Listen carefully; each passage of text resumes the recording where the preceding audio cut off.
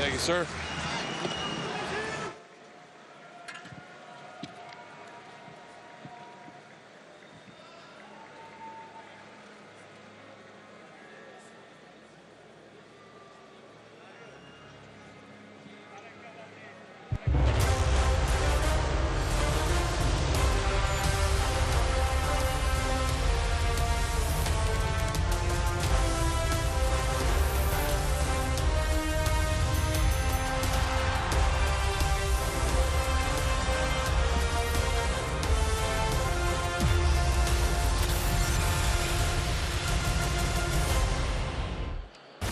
The first time Ryan Bader stepped into the cage with Czech Kongo, it was a collision of two unstoppable forces destined to meet at the top.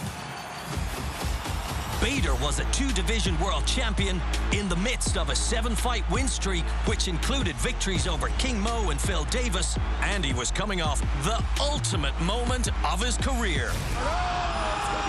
Big shot! It is all over! Ryan Bader knocks out Bellator Emelianenko! Meanwhile, Kongo was on a spectacular run of his own. And just like that, Czech Kongo put Javi Ayala in airplane mode. Reeling off 8 straight impressive wins. Back-to-back first-round finishes for Czech Kongo. The highly anticipated Bellator 226 main event was set in a fight that Bader was controlling from the opening bell. And this is where Kongo did not want to be on his back. A controversial first-round eye poke resulted in a no contest. What an anticlimactic finish to this championship fight. And straight up bad blood. I was 2 minutes away from finishing him, and he took the easy way out. I'm gonna fuck him up. 2.5 years later, immediately following Bader's unanimous decision victory over Valentin Moldavsky, it was announced that he would run it back with Kongo one more time. And what better place to hold their world title rematch than Czech Kongo's hometown, the City of Light, where heavyweight gold will shine bright in tonight's main event. This is Bellator Paris.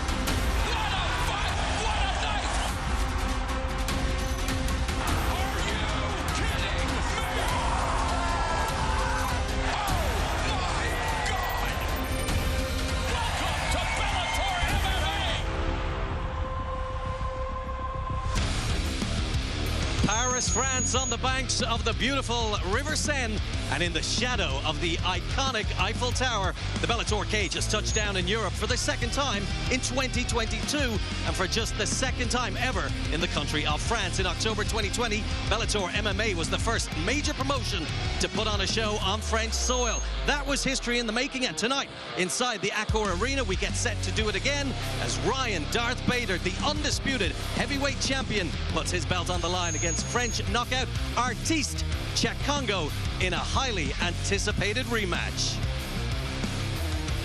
Hi, good evening. So good to be here. Aidan Power alongside the two-time champion Josh Thompson. Last time in Europe, in Dublin, in Ireland, he was speaking Irish.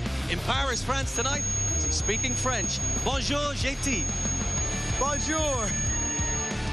Pommes frites, s'il vous plaît. He wants some chips. He's been humble. He's fluent. He's a multilinguist, that's for sure. He can talk the language of the fight game. This is a serious rematch tonight. Bad blood, no romance here in the City of Love for either challenger or champion. Yeah, it really comes down to, can Kongo answer the critics and silence all of them after the last fight, the performance? In that position, Ryan Bader's got to just continue where he left off, dominating the first fight. That top position, getting the takedowns, dominating those punches and the strikes, landing some clean strikes on the feet as well. Look for him to continue where he left off. And with Czech Kongo, he's really just got to silence everyone with a win tonight, and that's the great thing about fighting. He can settle it all tonight in the cage. Well, there's a few elements at play for Czech Kongo because he's here in his hometown of France. It's another shot at winning the title, and if he does, he will become the oldest ever MMA world champion. But he's got to keep the head and not fight angry, right?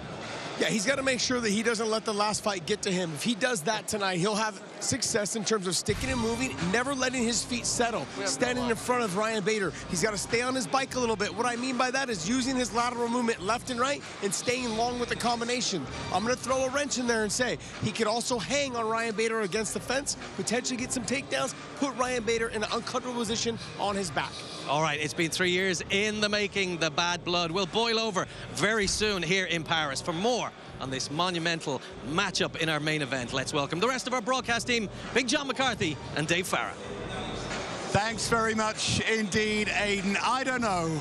A week in France, Josh Thompson already fluent. The man's talent is absolutely limitless. But listen, it's a great atmosphere in here tonight. We could have real history on our hands, John. Can Czech Kongo do it? And if he is going to do it, what does he have to do? Well, if you can lie about Josh like that, then Czech Kongo can definitely win this fight. Look, Czech Kongo is a monster. He's an unbelievable fighter when you think about it, because he's 46 years of age. The last time a heavyweight title in MMA went to a guy close to that age, it was 43 years of age. You can look at George Foreman at 45. 46, almost 47, he's 47 in a week. The only other guy that you can compare him to is Bernard Hopkins. The guy is a beast. He is a physical marvel, but he is going against Ryan Bader. He is going against a guy that is a great wrestler, and that has always been his kryptonite, someone that can out-wrestle him. So we're going to see, can Czech Kongo get it done? Yeah, it's going to be fascinating, and I know that everyone is fascinated by our co-main tonight. It was meant to be Yoel Romero against Melvin Manhoef, but now he's got Alex Easy Polizzi. I know you can't wait for this. I think this is a more difficult matchup for Yoel Romero, because the one thing that Polizzi's going to do, Polizzi's going to come after him. Polizzi's got good wrestling. It's not at the level of Yoel Romero. But Yoel Romero hasn't been a real wrestler. He's been an MMA fighter for a long time. So his wrestling has gone down a little bit, but it's the pressure that Polizzi brings.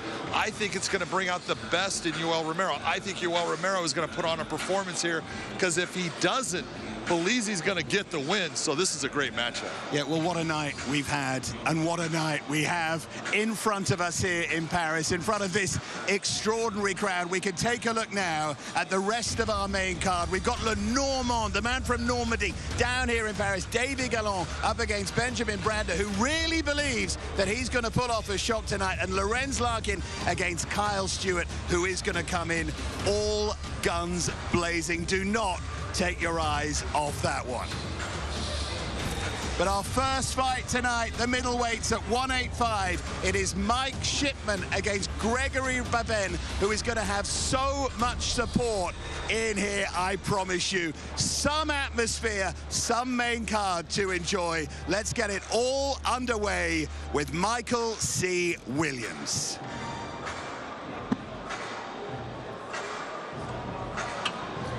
And now, ladies and gentlemen, we welcome our first fighter making his way to the cage, Gregory Blade Vaven.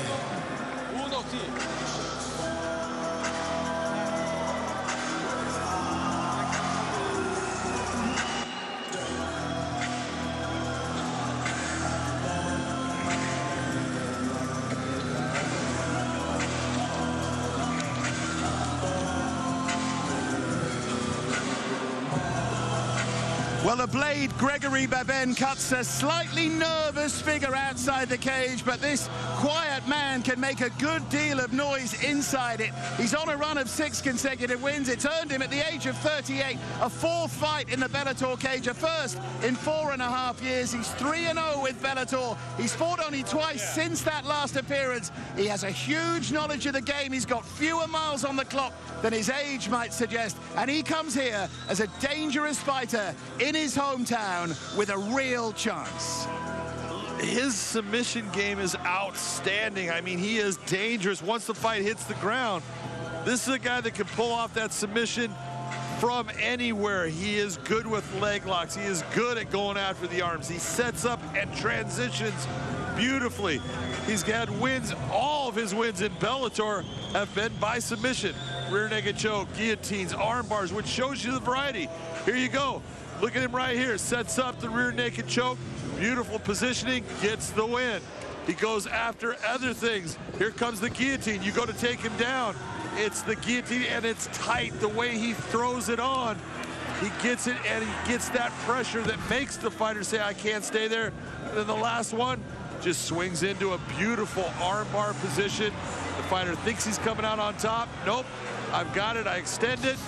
The man on the ground is good, and so Mike Shipman needs to be very careful of where this fight goes.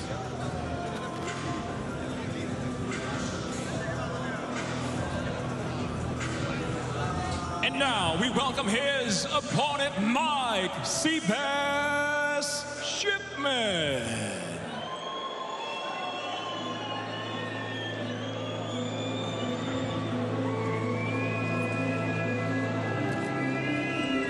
Well, Mike Shipman smiled when he told us that he's the best he's ever been for this fight. He acknowledges that phrases like that are tossed around like confetti in the fight world, but he seems so relaxed and content and looks so good too that you're inclined to believe him. He says that at the age of 31, he's aware of what he calls his sporting mortality and wants to squeeze every last drop out of his career starting tonight. He's determined from now on to fight every fight like it was his last and see how far that might take him, and he's very, very good, John. Well, at 31 years of age, he's got a lot of fight left in him. But this is the Mike Shipman that everyone is afraid of when they step in the cage. A guy that will stand and throw big shots. He's got big power. He's super strong. Picks you up, takes you down, ground and pounds you, just dominates the action of the fight and where the fight goes. Look, he was on a run of 13 straight fights with victories, and then he ran into Castello Van Steenis and he got hurt in the fight. He's back now, and he's believing in himself. I think we're going to see the best Mike Shipman we've ever seen.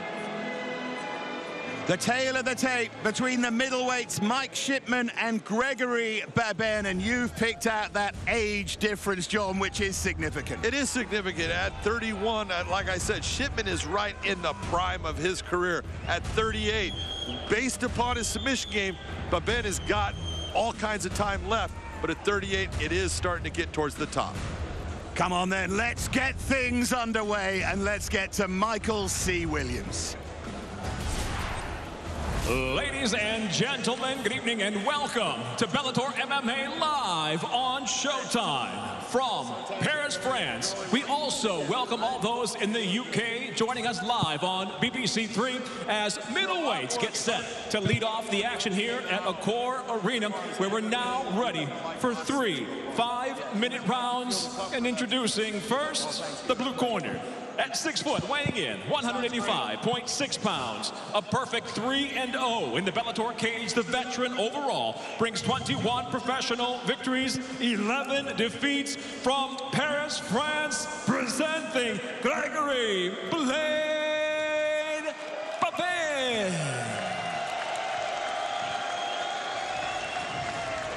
And across the cage, his adversary fighting out of the red corner. At 6 foot 1, weighing in 185.8 pounds as a professional. 14 wins, 3 losses from London, England. Introducing Mike Seabass Shipman.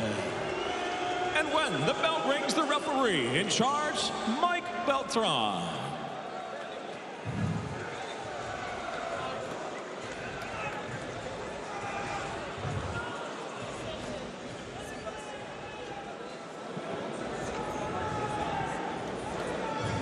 Gentlemen, first round. Ready to fight. Ready to fight. Hell, let's go. Well, Mike Shipman in those red gloves has been looking forward to this experience. He was saying he's fought an American in the USA, he's fought an Italian in Italy now. It's a Frenchman in France and goes for the explosive start. He said he wasn't going to be reckless. That was really reckless, and look at this from Vaven. Ben's got that. He's got that guillotine top side on. That's got a lot of pressure to it. The actual fence is helping Shipman as far as him allowing him to actually raise his hips up. Well, Shipman said the one thing he couldn't do was do something rash and leave his neck exposed. He did it inside the opening 10 seconds of the fight. He's laughing right now because he knows I made a mistake. But you take a look, he got himself through it, but Vaven is exactly where he wants to be. If you could have asked him, All right, pick a spot that you want to be in this fight at the start. He's going to tell you exactly where he's at right now. So this has worked out beautifully for him. But then looking to do some damage with that elbow.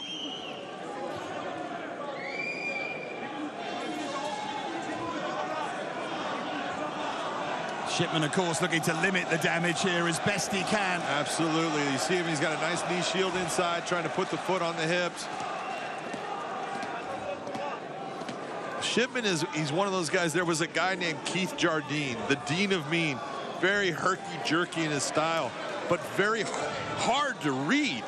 And a lot of guys had problems with his style, and that's who Shipman really reminds me of when he's in the stand-up, and he's got a good ground game. But again, Vaven landed a beautiful right hand right there. It's interesting to hear Shipman talk about his life and his career and how the hiatus in the pandemic made him rethink stuff, made him reset things, and just determined to enjoy every single second in there.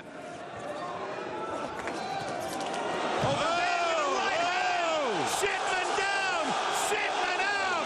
Gregory Vaven with a win in Paris. Wow. I'll tell you what, from the start of that fight, Gregory Vaven had that attitude of, this is my night. I am here to win. He came out, his hands were down, landed the big shot. You would have thought if Vaven was going to win this, it was going to be through a submission. No, it's a knockout. Look at these shots. Big shot right there, another big shot. That right hand, the left hand over the top. That just caused Mike to have problems. The left hand jackhammered him twice. Gregory Vaven putting on an impressive knockout performance against a very tough Mike Shipman. The blade has just carved up the sea bass. Gregory Vaven. What a display that was. And right from the start, Shipman made that mistake. We thought the danger was a Vaven submission for Shipman, but in the end, it was a right hook that he landed clean, and Shipman still can't quite believe what's happened here. So all Shipman's plans, just for the moment anyway, put on the back burner. And Gregory Vaven at the age of 38, wow. Some display. Let's make it all official with Michael C. Williams. Ladies and gentlemen, inside the Bellator cage, it comes to an end. 2 minutes, 11 seconds in round number 1. The winner by knockout, Gregory Blade Vaven. So Gregory Vaven goes to 22-11. And we can hear from the victorious Frenchman now, who is with Big John McCarthy.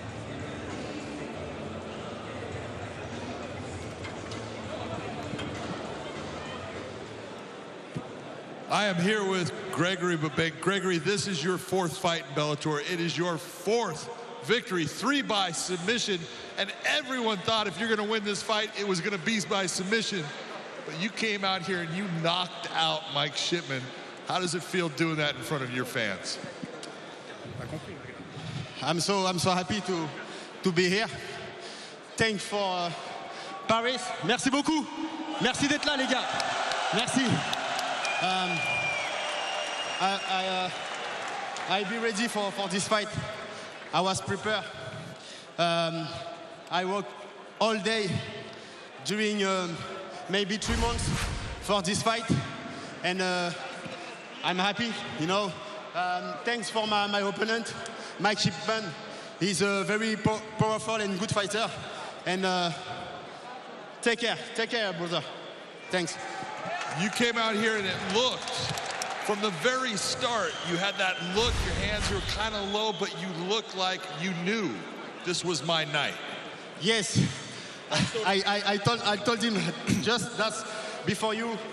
I already see that moment, and in my vision, I win. So now it's the presence, and I'm happy. I'm happy. I want to tell something for my public, French public. Merci. Merci à tous d'être venus. Ça fait vraiment chaud au cœur. J'ai commencé le MMA il y a 20 ans. Et aujourd'hui, je peux combattre dans l'une des meilleures organisations au monde, à Paris, sous les règles du MMA. Donc c'est un plaisir pour moi. Merci à tous d'être venus.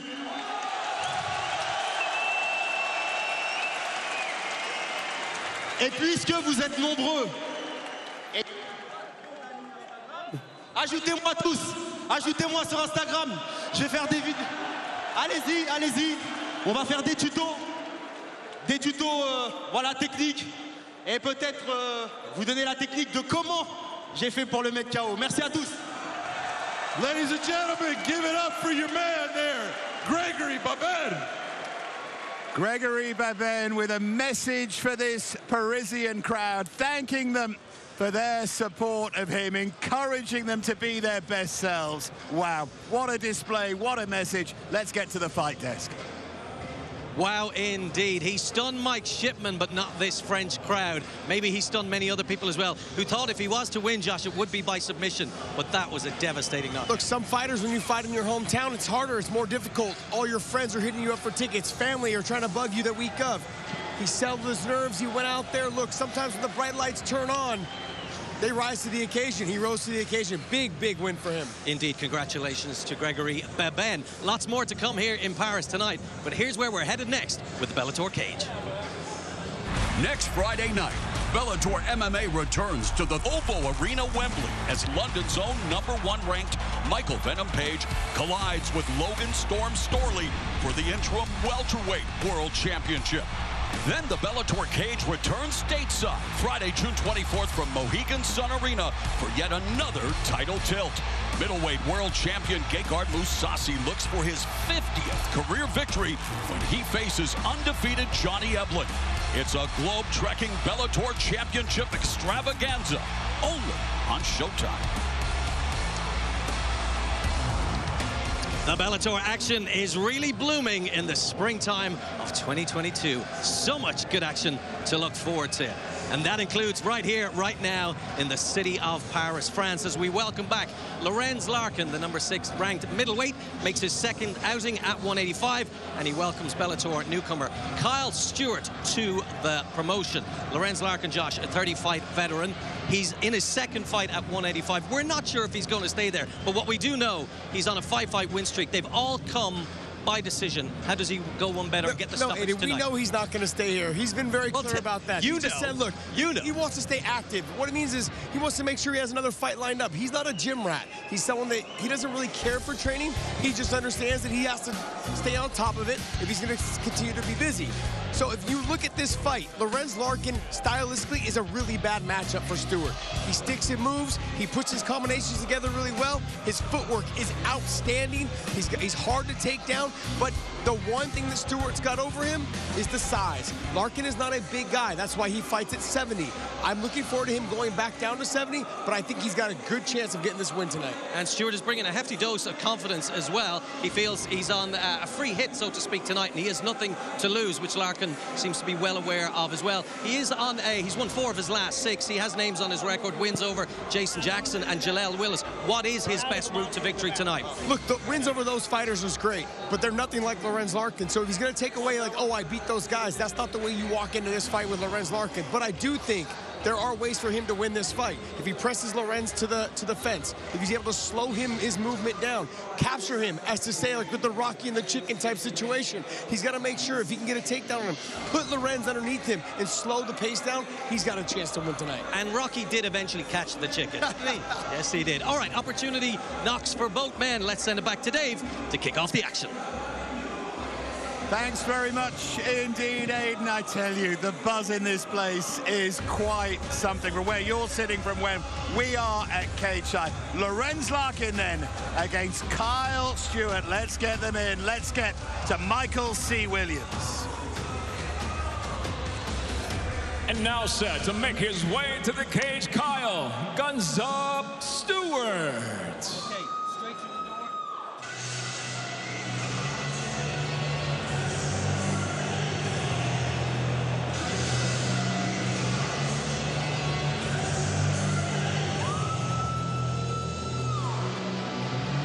There is a burning intensity about Kyle Stewart.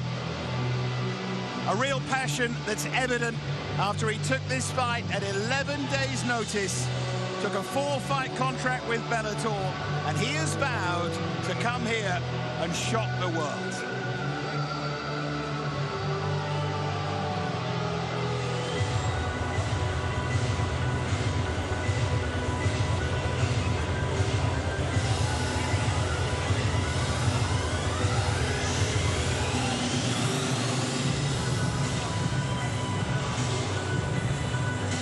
There was a moment of reflection there, but he's made no secret of his plans here. He says he has no wrestling game plan at all. He's coming to the cage to strike. He's a former US Marine who honed his skills in the martial arts room at the Marine base in Okinawa in Japan.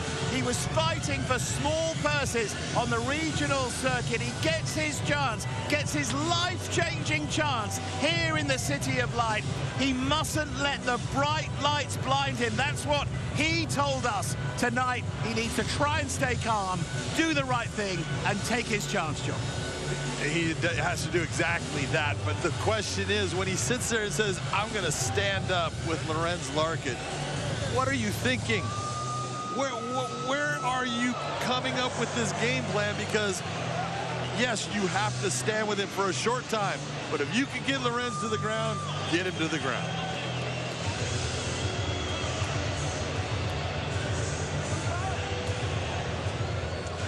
And now making his way, Lorenz the Monsoon Larkin.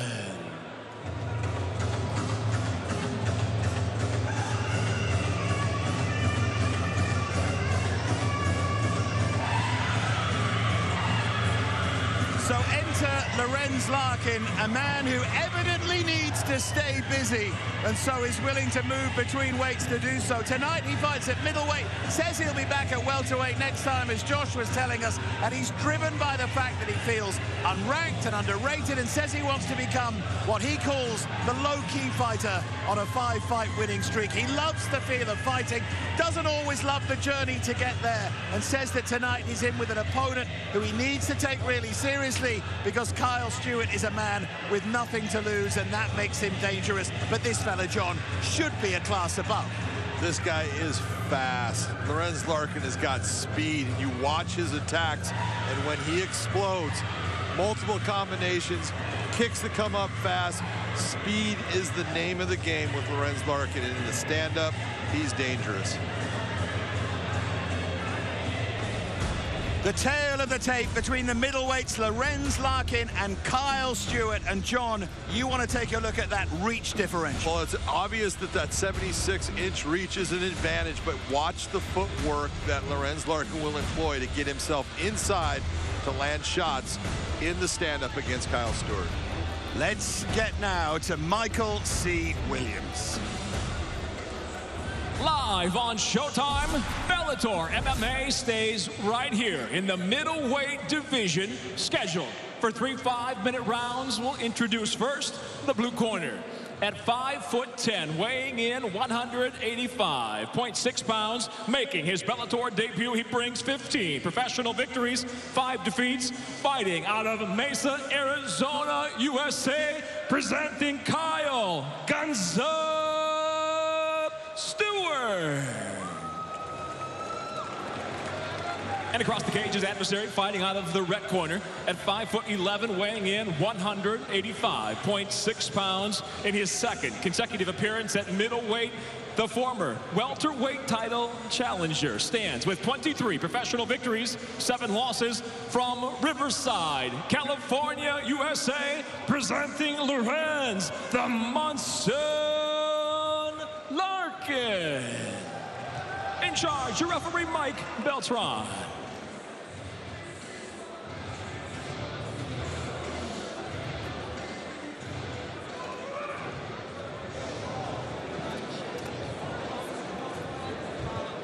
All right, gentlemen, first round. Ready to fight. Ready to fight. Let's go. Well, Kyle Stewart says he will have respect here for Lorenz Larkin, a fighter he admires, but not too much respect. Can he make a dent in him? Look at this, the speed of Larkin straight away there. Those fast hands and those fast feet to get him into range and get him back out. And that's what I'm talking about when you watch Kyle. Kyle came out and he threw his shots. All of them missed. Everything missed except for the check on the kick. And it's Lorenz's has got this innate speed. I've been watching Lorenz since he started his career. I watched him when he was a light heavyweight. And then he went to middleweight, went down to welterweight. He's back at middleweight here. He's a little upset about not being ranked, but he hasn't fought at welterweight. That left hook just missed. You could also sense the real hurt on that leg kick from Larkin as well. Just buckle that lead leg of Stewart. With that US Marine Corps tattoo across his back. There's that instep kick that he calls throwing a Larkin. He said he stole it from Lorenz Larkin. Unfortunately, he just doesn't throw it with the same velocity that Lorenz Larkin does. And you're going to see Lorenz throw that right leg, you know, what we call an oblique kick. He's outstanding with it. This crowd has been spoiled all night long. It's been non-stop action. 90 seconds into the fight, give them a chance.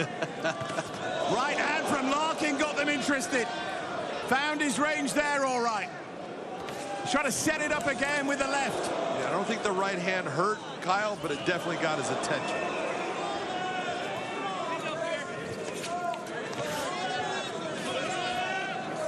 And just notice the footwork and notice the head movement. Larkin keeps bringing his head off the center line. That's why he's able to give that little slip and stay in the pocket, ready to exchange and counter again.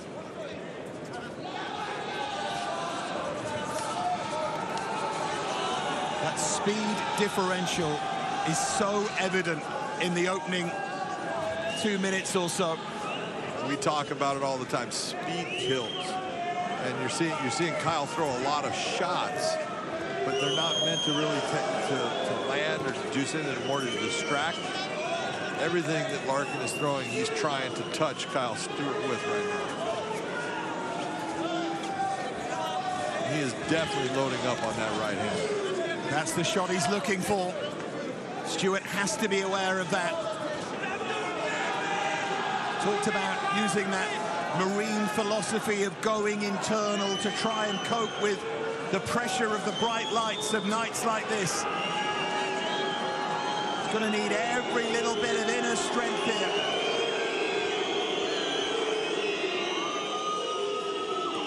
Looks for that right hand and missed by some distance.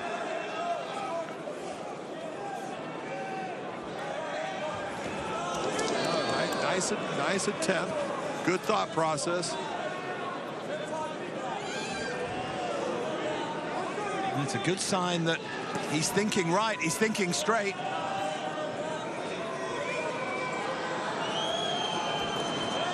Look at that Larkin again, though, setting everything up with that jab. See this right here. Nice elbow. The kick was tremendous.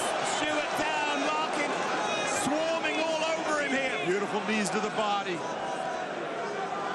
These are really dangerous moments for Stewart. Desperately trying to get back to his feet. Trying to fight his way out of trouble. It was a nice job by Kyle Stewart to fight his way out of there. He was in a bad spot. He took some big, heavy shots to the body with the knees. Those do not feel good. He was able to withstand them. The problem is the damage is going to start to accumulate. It's going to start to slow him down, which is only going to make him slower in the fight. Lorenz is not going to get slower. Been a dominant opening round, this from Larkin. The end of the body, that hurt. You can see how his body not good for him right now. He's in trouble. Stewart's in massive trouble, and it's over. It's a demolition from Lorenz Larkin. It's all of his skill distilled into one round. It's the speed, and it's the power, and it's the shot selection, and it's the brilliance. He might be unranked, he might feel he's underrated, but that was outstanding. Oh, look, it's one of the things that I have a problem with the Bellator rankings, but look, he hasn't fought in the welterweight. He should be ranked in the middleweights. And that kind of performance right there shows you exactly what Lorenz Larkin is capable of when he decides he wants to fight. Take a look. He shrugs off the actual clinch attempt, but continues to maintain the position. The elbow strike and then lands the big kick. Watch the elbow come up high. That puts him down. And then just goes after him. Watch. This is what a thinking fighter does. Watch how Lorenz picks his spots. He's not just going crazy. He's actually picking out everything that he wants to do. Gets the knee to the body. He sees his opponent turn, goes, okay, I can't use that attack. Let me do something different. Opens up with the right hand. The body turns. Let me bring the knee. Everything he's doing is just beautifully done by a smart fighter that understands how to attack his opponent. Nice win by Lorenz Larkin. Yeah, if you need a lesson in how to finish, in how to take a half step back and take a look at the situation and do the right thing, there you have it, right there. Well, we're going to hear from Lorenz Larkin in a moment, but first we can make all of that official and head to Michael C. Williams. Ladies and gentlemen, the official time, 4 minutes, 44 seconds. Round number 1, the winner by TKO, Lorenz, the Monsoon Larkin. The Monsoon just rained down on Kyle Stewart. Larkin was too good. Let's get up now to Big John. Ladies and gentlemen, I am here with Lorenz Larkin. Lorenz, that was just domination. Paris, what the fuck is up? You just came out here and did whatever you wanted, when you wanted. I want to talk about the ending sequence because when you went after him, you hit him with the elbow that put him down. It was your intelligence, your fight IQ. You picked him apart. When the body was there, you attacked it with knees. When he turned himself away from that, you went to the punches. Then you went back. Where is it that you're at in your fight career that you can just do these things whenever you want? It's my team, man. 100%. It's my team. My team is one of the best. To me, it is the best.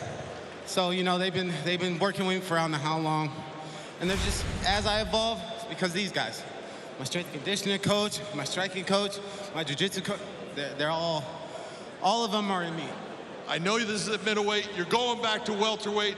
Who is it that you should be fighting? Hey, quick thing, sorry to interrupt you. Let's give it up for Kyle Stewart, man. He took this fight on 11 days notice. He didn't have to, and I wouldn't have been able to come out to Paris and fucking experience a great fucking country.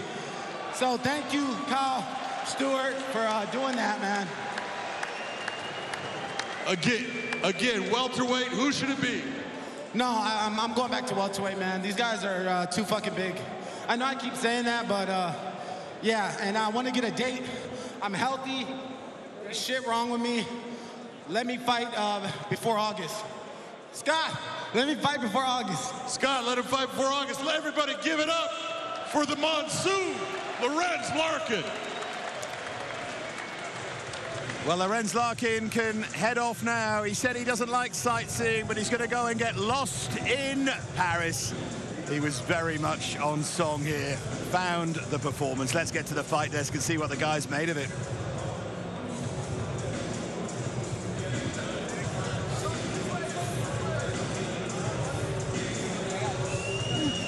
Lorenz Larkin, excellent performance from Lorenz Larkin. Dave called it a round 1 demolition. There's not really any other way you can say it.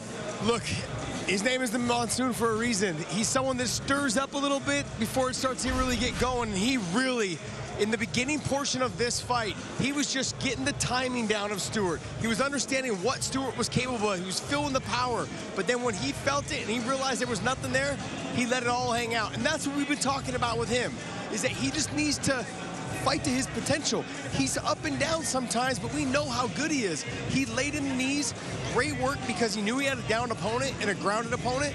So let's not take any chances with trying to throw a knee to the shoulders, to the arms. Let's throw it to the body, make him feel it. When he covers up, then let the hands go. He fought a brilliant fight. He did exactly what he was supposed to do. And I'm excited to see him go back down to 170 because I believe there's tons of fights for him that are there that I know that he's going to be very, very happy to have. He wants the activity, and no doubt he will get it. Lots more to come here in Paris, but lots more for your Showtime calendar. Check this out. Saturday, May 14th, Showtime Championship Boxing returns with a rematch between Jermel Charlo and Brian Castano with a bountiful reward. The undisputed super welterweight world title. Big punchers with knockout power, David Benavidez and David Lemieux meet in the ring. Saturday, May 21st on Showtime. And May ends with a banger Showtime pay-per-view. Knockout Power versus KO King. Rolando Raleigh Romero gets a huge test in superstar Gervonta Tank Davis. Saturday, May 28th on Showtime pay-per-view. Combat sports action par excellence coming your way on Showtime. Well, we're about to get a big pop from this partisan Parisian crowd for hometown favorite Davy Gaillon, who's set to take on Switzerland's Benjamin Brander at lightweight. Davy Gaillon, Josh, is a standout judo black belt. He has that Rolling Thunder knockout of Ross Pearson, which has been viewed millions of times, and he also has two very impressive wins over Bellator European names in Charlie Leary and Kane Musa. And what we're seeing of him of late, we know he's good on the ground, but he's equally as dangerous on the feet. Yeah, he's going to bring things to you on the feet that you haven't seen before. Like you said, the Rolling Thunder knockout over Ross Pearson. But he's also just going to be very dynamic in the grappling, the wrestling, the throws. But when you hit the ground, look for the submissions right away. He is someone that will take this fight everywhere. When I call Davy Gaillon, he is a mixed martial artist. Doesn't matter where the fight goes, he is a threat. And on the feet, he's gotten a lot more comfortable, and he understands what he needs to do to make sure that the crowd becomes a crowd favorite. I'm telling you guys right now, he is must-watch TV. Indeed, Benjamin Brander, well, we know he comes from a kickboxing base. He says stylistically, I am a nightmare. And when you add in his height and reach, how does he silence this crowd tonight?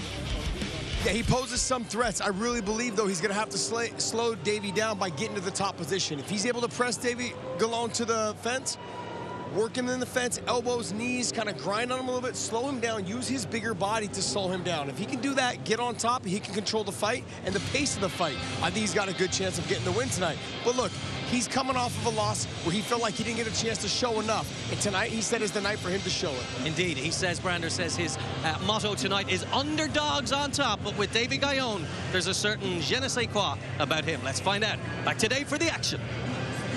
Yeah, they've been waiting for a long time to see this fella. He's going to get a huge roar. The Norman Davy Gaillon against Benjamin Brander. Let's get now to Michael C. Williams. And now to make his way to the cage, Benjamin El Skeleto Brander.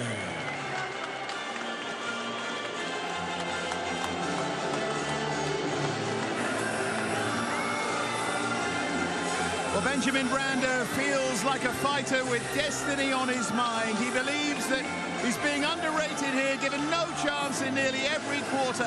And having sat in front of his television and watched his beloved football team, FC Zurich, pull off a highly unlikely title win last weekend, he thinks genuinely that this night belongs to him. He does exude a quiet, measured confidence. And when he looks you in the eye, as he did with us, and tells you that he thinks tonight will be his night, it becomes easy to believe him, but he's got a real task in front of him here. Well, look at the first person that has to believe in Benjamin Brander is Benjamin Brander, of course. The real problem for him is he's going up against a guy that right now is hot. Can he take that and cool that down to a simmer and make a fight of it with Davy Gaillon? We're going to find out.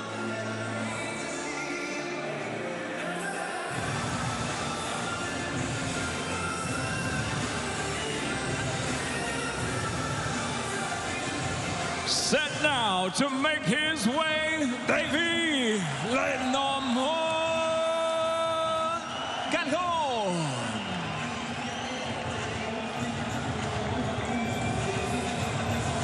Well, sometimes fighters get on a roll and seem to enjoy every single moment as they wonder just where the ride's going to finish. Right now, that guy is Davy Gaillon.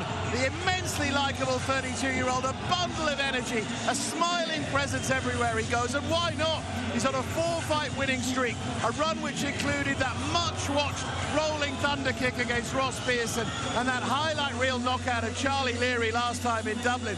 Now here he is, able to star in France, and how desperate he is to put on a show. As Josh said, John, he's so watchable. Oh, he's so fun to watch because, as Josh said, he can go anywhere in the fight. At one time, he was more of a ground guy. Now his stand-up is really effective. He takes great angles. He's got power in his hands, as he showed against Charlie Leary. Look, he took on Kane Musa, who I think is a great fighter, and in that fight, you know, just dominated the stand-up action. This man is good everywhere.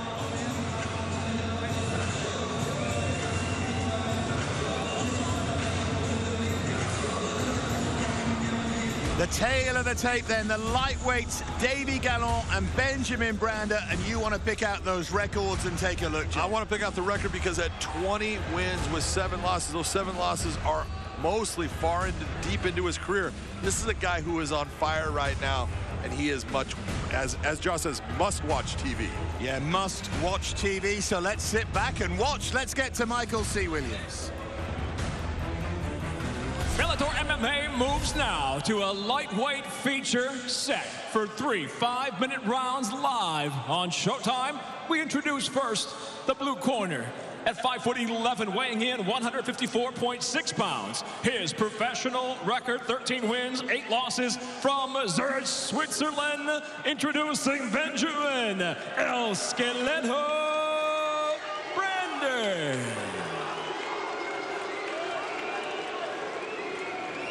And across the cage, his adversary tonight fights out of the red corner. At 5'8", weighing in 155 pounds, even, unbeaten inside the Bellator cage, he enters tonight with 20 professional victories, 7 defeats, 2 draws from Normandy, France, presenting Davy Gallon. And the referee in charge, Jacob Montalvo.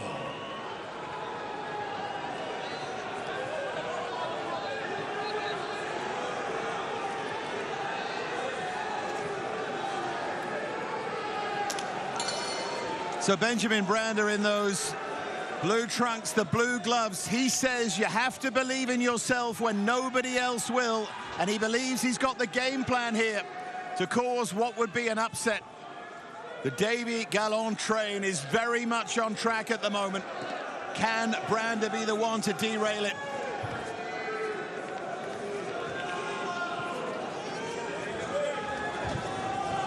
And already on his back here, and Gallon will look to capitalize. The up kicks there from Brander. Nice job of passing, getting away from the legs of Brander, getting into side control by Davy Gallon.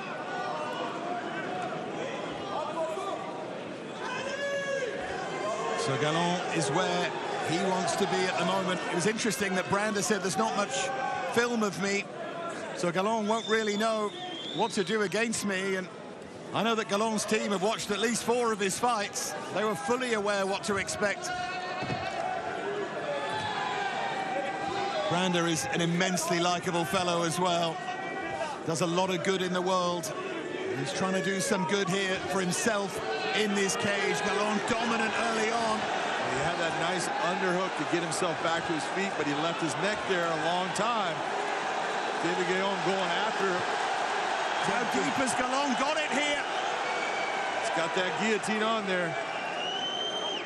I don't think that he's trying to squeeze that hard with it. Yeah, he let go. Just holding position. Nice job. Notice how Gallon backed up, and as he's backing up, he's putting his leg in between to take that hip pressure away and put Brander right on his back. That was very slick. But in a way, that slickness comes with skill, but comes with confidence. So we've seen Davy Gallon just build and build in terms of his confidence. Just gets better with every minute of every fight.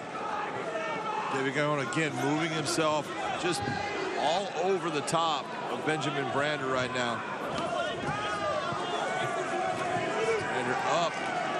feet. Nice move. Looking for his own takedown.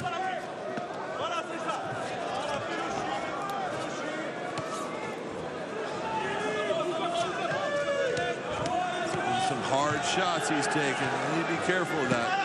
Those can do real cumulative damage. Brander's been holding that underhook that whole time. It's been keeping him in a good position, but now he needs to be careful with his head in that position, taking shots. Now, again, getting choked. Starting to take a lot of chances, and one of those can catch him.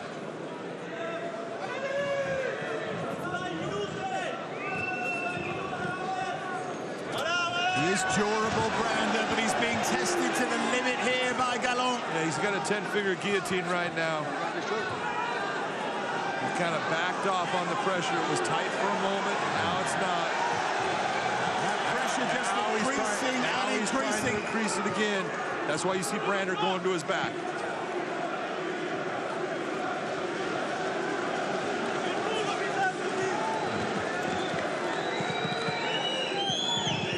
It's been the dominant opening that we expected from Davy Gallant.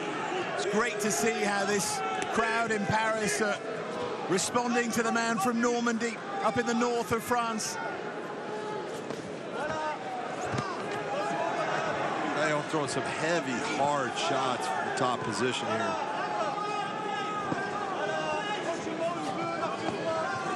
But the one thing that's consistently helped Brander is that underhook. It's always gotten him back to a position where Gallant feels like he's going to lose the position.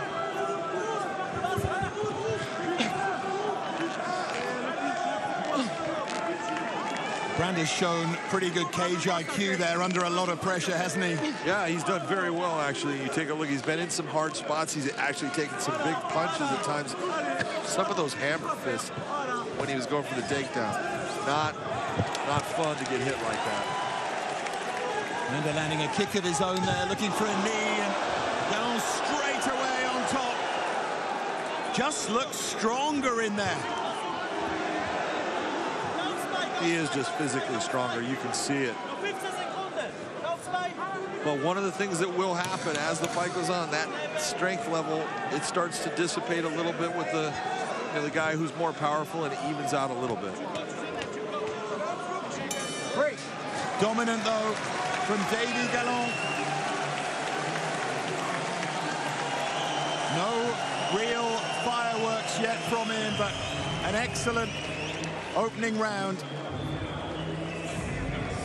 An excellent main event coming up later on as we build towards Bader against Kongo. There's Ryan Bader, those final bits of work being done, those final moments of reflection, getting the hands wrapped.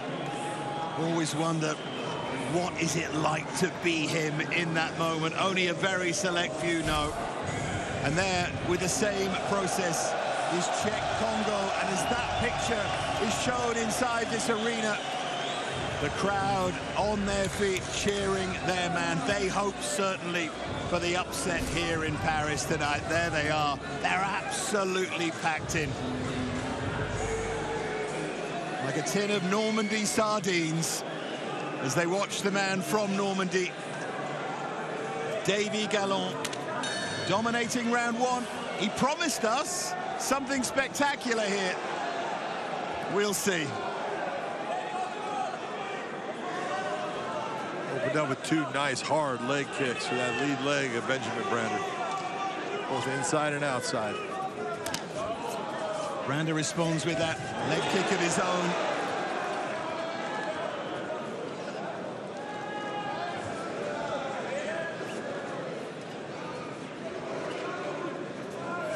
Big John giving that opening round to Davy Gallant.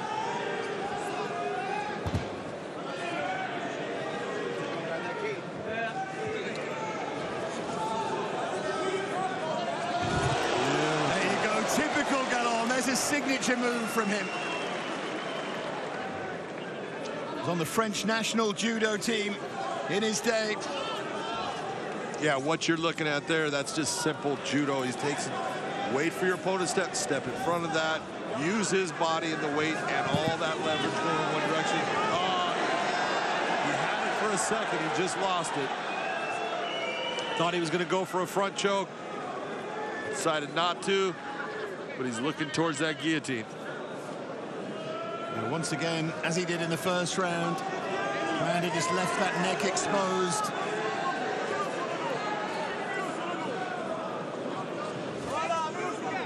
Brander seems very confident in his submission defense as far as chokes and stuff, because he's put his head out there, and not once has Gallon been able to actually make that work.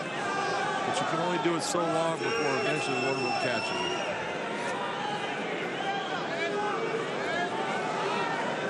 The excellent defensive work is fine, but at some point Brander's got to find a way to look at winning this fight. Yes, you get 0 for defense. All defense does in the fight is it allows you to continue on in the fight.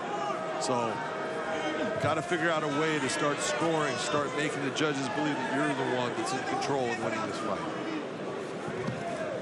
It's really interesting watching Gallon, because as a person, he's constantly active, but he's like that in the cage as well. Those knees to the body there, he's always making something happen. Well, what he made happen here is a crucifix position. You saw him take a step over that arm. Now he's got free rein with his right hand, elbow also, to just pound on Brander. And it's only a matter of time. If Brander cannot get himself out of here, eventually the referee Jacob Montalvo will stop it, depending upon, especially with the elbows. Yeah, the punches are one thing. The elbow there was heavy, and again, cut above that right eye of Brander. Referee's having a close look. If Gallon lands again here, I think it's over. There's another elbow. All this real strong. Notice the position. Finally got the arm. Now he put the arm back. I thought he was actually going to go for an Americana with it. He just put it back in place and went right back to this massive ground and pound. And he keeps coming. He keeps coming. And he gets the win. Davy Gallon is rapidly becoming one of the stars of sport in this country, one of the stars of the cage. He seems to have everything. Likeable, excitable, and he's better and better inside that cage. Likeable, excitable, and destructive. I mean, that was just a clinic on, once you hit the ground, how to just put your opponent in bad positions and start putting big shots on him. That was a beautiful attack by David Gallon.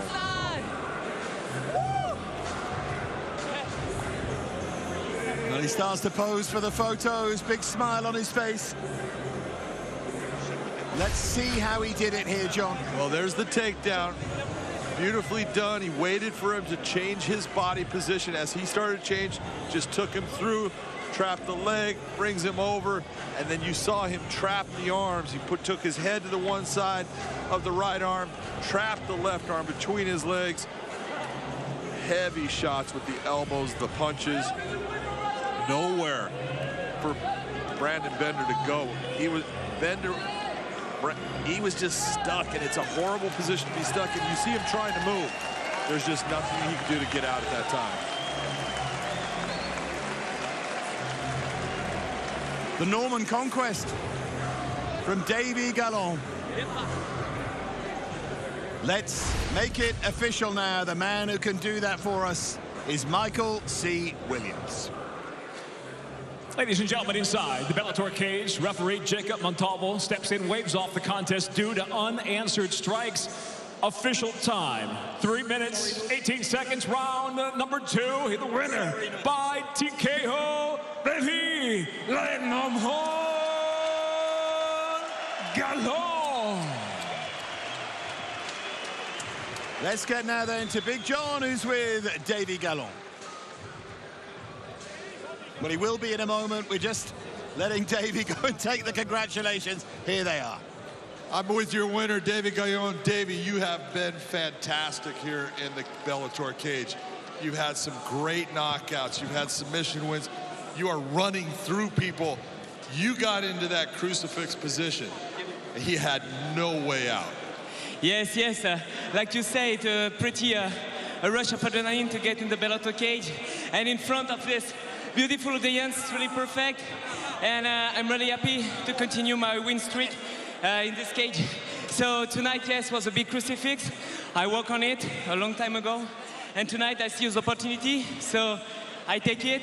And in my head is what? If you want to get out of this position, you have to kill me or cut me one leg. I'll tell you what, you were putting it on him in that, but there was many times he was using an underhook to try to give you problems. You kept going back to the chokes. What was the problem with you setting up that choke? The problem is Benjamin is a pretty tough fighter, so he have a really good defense. It's not a problem of mine. It's just because he is a great fighter, you know? And that's why tonight with this underhook, but I have a friend in where I train in Kongo, and it's called Romero, and work a lot on the half guard and with this underhook. So thanks to Romain, it's you helped me really tonight. Thank you, even if you're not in this arena. Well, you're a great fighter too. That was a beautiful performance. Congratulations on a great win. Ladies and gentlemen, give it up for Davy Gaillon. Écoutez tout le monde, on fait le silence, on fait le silence.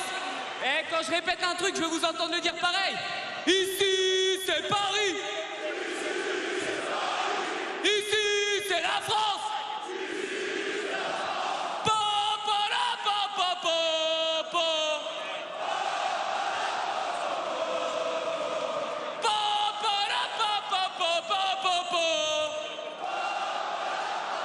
He's loving it. It's all the football chanting. Ici c'est Paris, here is Paris.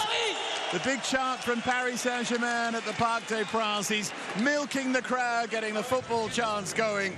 Davy Gaillon, I tell you what, he knows how to entertain. And I know two other people who know how to do that. Let's get back to them, Aiden and Josh. Thank you very much, Dave. What was your post-fight sing-song, Josh Thompson? It wasn't that good, I can tell you that. That was spectacular. That was amazing. He is a true entertainer, but he is devastating inside the cage.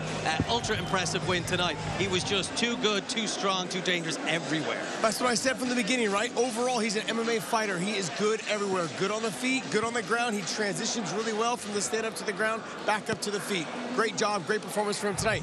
Alexander Shabley comes to mind. Miles Jury comes to mind. I'd like to see him get a top 10 guy. Let's go. Okay, let's go. Josh Thompson says so. Well, next we are going to London. In 7 days' time, we will bring you a Bellator bonanza from the English capital, headlined by the mercurial Michael Venom Page and All-American wrestler Logan Storm Storley, who collide for the interim welterweight title. At middleweight, it's Brazil versus Birmingham, as MMA legend Lyoto the Dragon Machida squares off against the number 4 ranked Fabian the Assassin Edwards, and a top 5 showdown sees Bellator Kickboxing World Champion and number 2 ranked flyweight Miss Dynamite Denise Keelholtz take on the number 3 ranked Kana Watanabe. But wait, there's more. We also have got British brawler Paul Semtex Daly aiming to go out with a bang against Wendell Giacomo from the Pitbull Brothers camp. And our electric 5-fight main card kicks off with the surging unbeaten prospect Luke the Gent Trainer going up against Italy's Simon Bayong. You can catch it all on Friday, May 13th. It is live from the OVO Arena, Wembley, only on Showtime. Friday the 13th is unlucky for some, but not for fight fans. But will it be unlucky for Logan Storley or indeed MVP? Let's talk about our intriguing main event. It's a real clash of styles. It has split opinion, Josh Thompson. Will it be the All-American wrestler or the devastating knockout artist? I can't give you that. That's why we go watch the fight. But MVP has all the tools to get it done. I'm simply telling you guys, when it comes down to his foot movement, his explosiveness, and his reach, one thing that he has at 170 is the speed and the length. He's so hard to deal with. The things that he can do, most people don't know how to defend. And no matter who you bring in to your camp, it will not be able to mimic what MVP does. But the same goes for Logan Storley with MVP. Logan Storley is a dynamic wrestler, explosive. When he gets on top, he just slows you down. And that's all we've been talking about tonight, is that he needs to catch the chicken. Really, what he's got to do, like Rocky. I'm going to keep going back to that because that's exactly what it comes down to. How do you get MVP to slow down? Well, you get a takedown on him, and you trap him underneath you. And Logan Storley, a 6-time state champ out of South Dakota, a 4-time All-American out of the University of Minnesota. He trains with some of the best guys in the world at Stanford MMA. I'm telling you guys right now, this is going to be one of those fights. Whoever can implement their game plan, whether it's MVP with sticking and moving, okay, or Logan Storley with the takedowns, that fighter will win. Well, Michael Venom Page has never been submitted so far in his professional career, and Logan Storley has never lost by knockout. It's an intriguing matchup. Catch it next week on Showtime. Back to Paris tonight, and when you talk about standout wrestlers, they don't come much more decorated or indeed impressive than Yoel Romero, who is about to make the walk in Paris. Now, he was due to fight Melvin Manhoff, and many people have showed up and tuned in to see the legend Manhoff. Unfortunately, he sustained an injury in recent weeks. But it's not a typical athlete training injury. You see the headlines there. He picked up the injury apprehending 3 burglars who were attempting to break into his home near Amsterdam in the Netherlands just a few weeks ago. Now, Melvin managed to prevent the home invasion.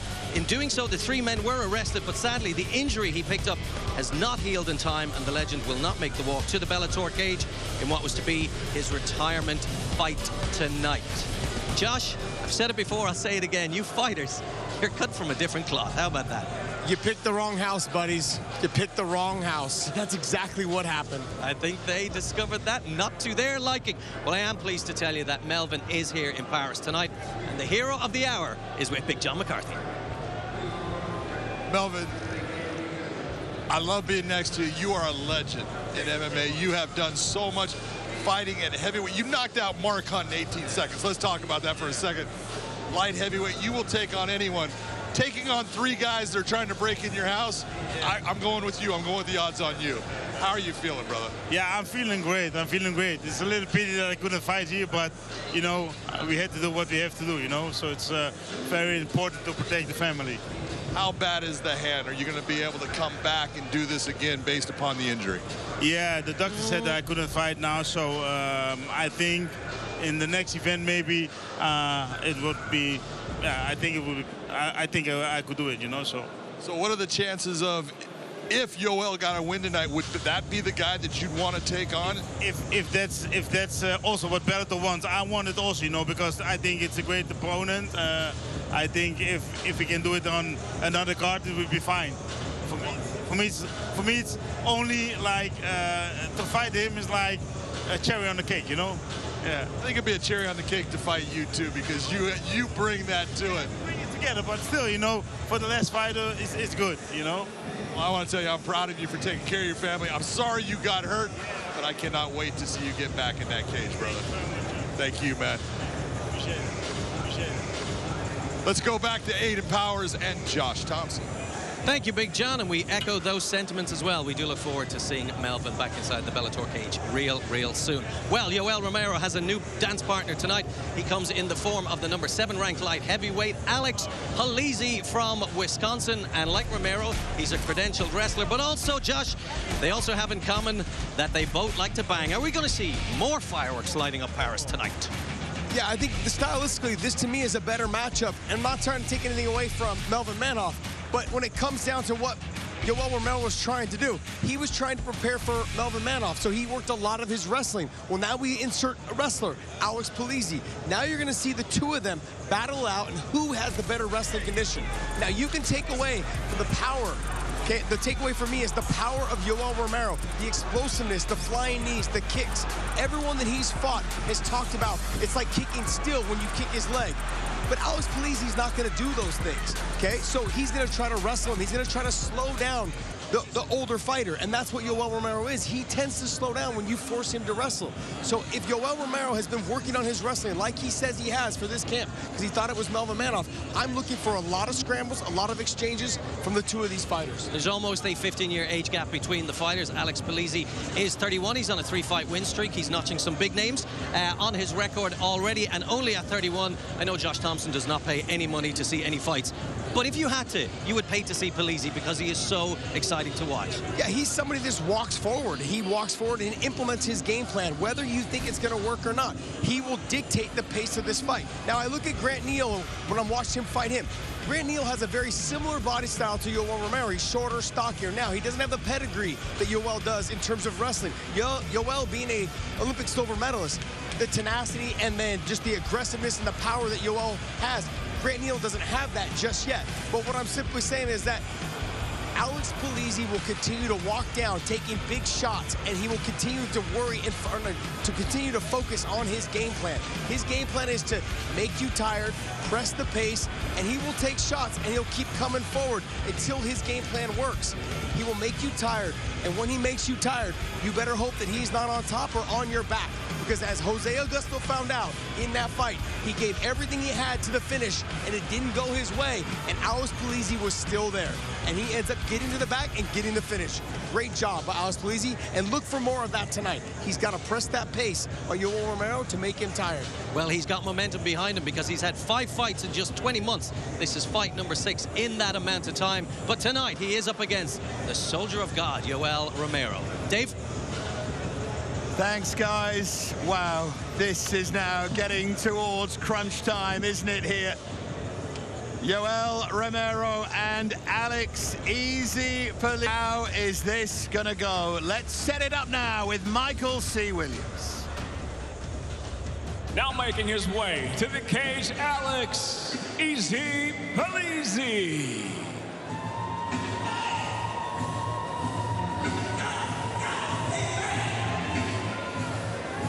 Well, Alex Polizzi likes to project a pretty simple, almost casual image, an ordinary guy who does his thing, who isn't too bothered about his opponent's style. But this is a real competitor, a man who's confident that he can wrestle anybody, grind anyone down. And many good judges think that after taking this fight at late notice, he's got a real chance. A victory wouldn't change him as a person, but it would push him into the limelight, bigger challenges, make him a real name. And John, opportunity knocks for Alex Polizzi tonight, but can he smash the door wide open? He absolutely can. And you go off based upon what he's done since he came to Bellator.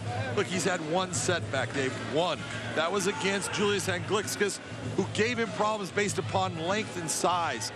He's not going to have that difference with Yoel. His last fight was one of the best fights I have ever seen in my life. He put on that type of performance after things that should have knocked him out, and him continuing on and getting the win. This is a guy that, look, he's going to go out on his shield. There is no stop, and there's one thing, he is not afraid of Yoel Romero.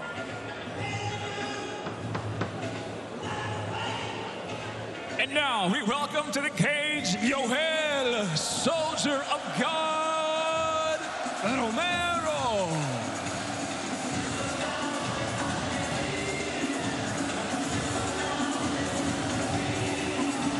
The soldier of God, Yoel Romero, was expecting to face Melvin Manhoff in that battle of 40-something legends. Then life got in the way dramatically. And now the Cuban finds himself in against a younger opponent with plenty to prove and a lot of gas in the tank with which to prove it. Romero unfazed by any of that. His epic career to this point means he's the proven class fighter in this matchup. He looks good, he's looked really good all week, and he insists that conditioning and age will not be issues. He says he's ready, John, as we watch all of this, and he had better be ready. Look, this guy is made of something different than most human beings. He is, look at him, at 45 years of age, he is a monster. He hasn't taken real damage in any fight. People will talk about, like Josh said, kicking him is like kicking steel. This guy is incredible. The only person that can really stop Yoel is Yoel, and he does that at times by being too relaxed and not pushing the fight. I think with this fight against Alex Polizzi, Polizzi's going to be there in front of him, and he's going to make Yoel fight, and that's going to lead to a fantastic fight.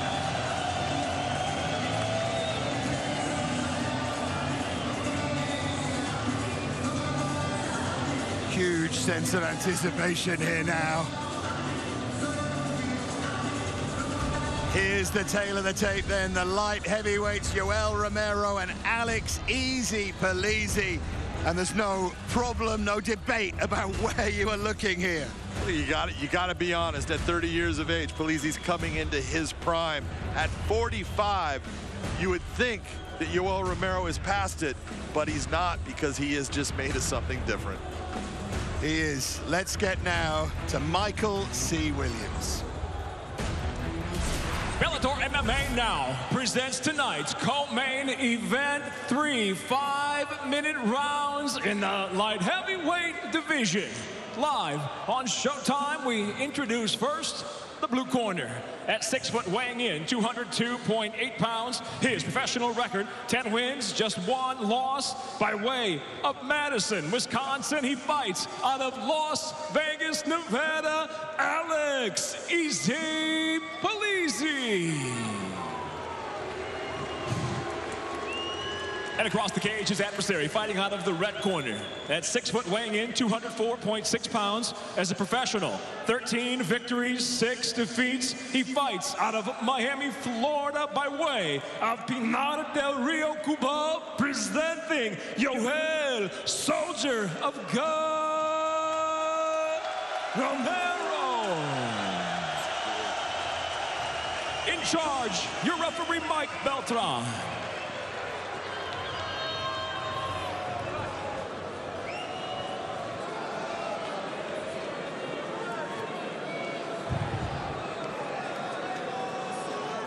Gentlemen, first round. Ready to fight. Ready to fight. Have it. Let's go. So 2 of the most watchable fighters around. Pelesi with those blue gloves on, and he already finds out just how hard that Romero body is as he looks for that kick. What you're looking for out of Romero is the explosions. He tries to relax himself in all fights. You see how he's just putting his hands out. He tries to control the pace, and when he wants to explode, it's the explosion that comes with violence as far as the output. And there's Polizzi trying to go for that takedown, and you saw how quick, at 45 years of age, how quick that sprawl was. Look, Yoel Romero is still, man, he was a silver medalist in the Olympics in wrestling. He can still wrestle, and this guy is unbelievable when it comes to fighting. Big smile on the face there of Pelesi as he realized how tough this was going to be, in case he didn't already know. Just felt Romero's power a bit there as well, that straight left hand. Pelesi says he's got an ability to find pain, to take an opening. Will he get an opening here? Can he find any pain? And again, looking for that takedown, but that's good. Polizzi needs to continue to go back to that. Make him have to think about defending, but that left hand straight down the pipe multiple times for Romero has found the spot. See Romero almost feeling out the distance there. Romero came close to landing a left hook there as Pelesi almost overbalanced a bit. And Polizzi, this is a guy that has, look, he's lived off of his wrestling. His wrestling has been his key to success as a fighter, and he's going to have to figure out a different pattern in this fight. Not that he should go away from the wrestling, but it's not going to be the one thing that gets him there. Left hook there from Pelesi wasn't the worst shot. Not his big strength, but he tries to close the gap now, tries to stay busy.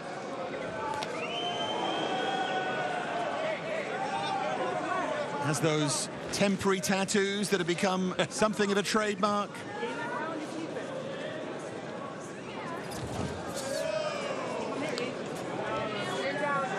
He says he normally trots out the line that he's never really heard of his opponent, but said he couldn't do that tonight.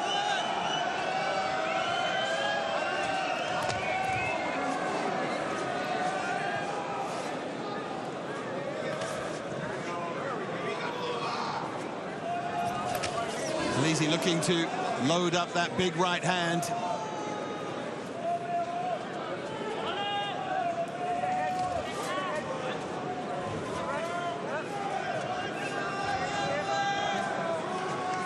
Can really reach out and touch the tension inside this massive arena. It's just a sense of waiting for a fight to explode into life. And this has been one of the things about Yoel Romero is he takes his time in fights, and he doesn't overextend a whole lot. He doesn't push the pace. When he can, he just tries to remain nice and relaxed, and he knows that he's got time. But in his last fight against Phil Davis, the time went out based upon he thought he was in a 5-round fight because it was the main event, and it was only a 3-round fight. So he needs to know, and he does know this is a 3-round fight. There comes that point, he's got to start stepping on the gas a little bit. You see all the nice movement of him here. Again, see, he's got the takedown there if he wants it. He likes to fight in the stand-up. He feels comfortable standing. If you go back to his early days, beautiful low leg kick. You go back to his early days with Strikeforce, he wrestled. And then he decided, nope, I like the stand-up. I'm going to use my wrestling to be a sprawl and brawl guy. And he's been very successful with it. It's an amazing switch up for someone who had such success as a wrestler. Such a well-rounded exponent of this sport.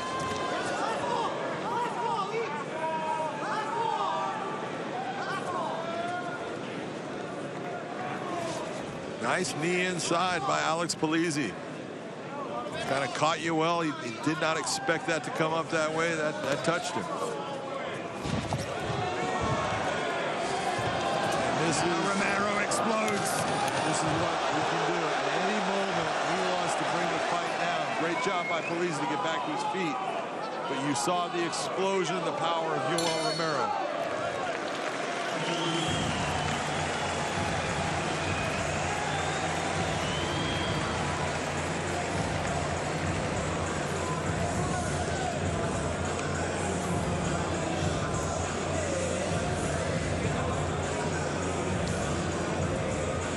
We can take a look at some of the action from that opening round here. That straight left hand from Romero is a real weapon for him. That was a beautiful straight left down the pipe there. Uppercut, misses with the hook.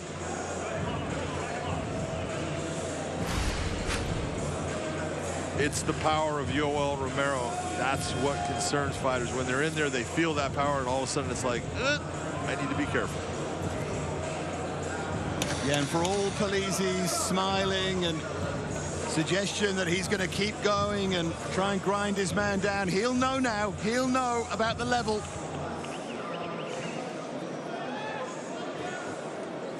All right, gentlemen, second round. Ready to fight.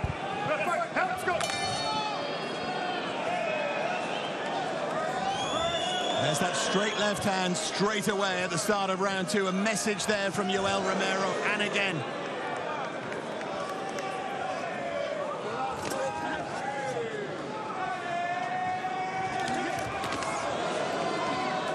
Alex really trying to load up on those shots. He's throwing a lot of power into them. Oh, left hook there from Romero. That came from a long way back, and it staggered Pelesi. Is Romero just starting to turn up the heat here? He is starting to turn up the heat. This is what can happen when you get Yoel. Oh, beautiful elbow by Romero. Now Pelesi's on the back foot. We know how tough Pelesi is, but he's having to bite down on that gum shield now.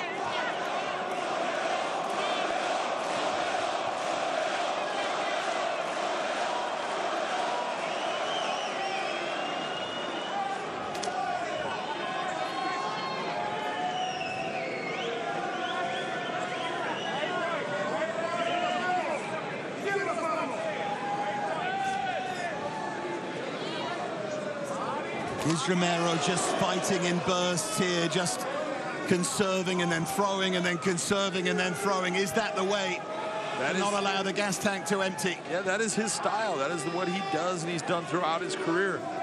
You know, he's that guy that you look at the way he fights.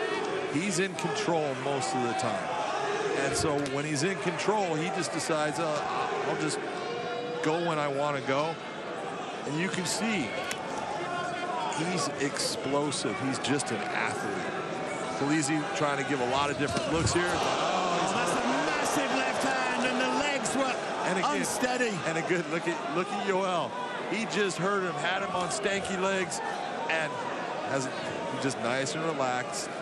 Yoel does not get overly excited. He just continues to do what he thinks is the most efficient way for him to get the win. And then again that left hand, and Polizzi knows it's coming, but there's not much he can do about it here. And Yoel is seeing something out of Polizzi, and one of the things Polizzi's doing is, look, notice where his head's at. Not a whole lot of head movement, and when he's coming forward, the head is not getting off the center line. And that's giving Yoel the ability to counter him and hit him.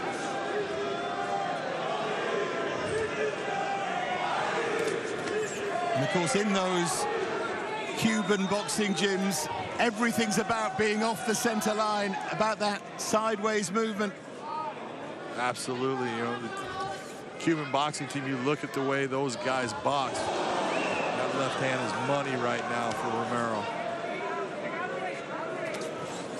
Yoel right now is just pot-shotting with that left hand. Anytime he wants to land it, and he's throwing, I love when he attacks the thigh with a big heavy hammer fist. Polizzi standing tough, but he's taking a lot of heavy shots. Kick there from Polizzi. Polizzi has proved, as if we didn't know already, he's got some chin. We saw that in his last fight, there's no doubt. We did. Look for Yoel somewhere along the way here, though, as he thinks Polizzi's getting tired. Watch for he likes the flying knee. He'd like to bring a switch knee up the middle. And he'd love to bring this Paris crowd to their feet. He'd love something spectacular and dramatic, Yoel Romero.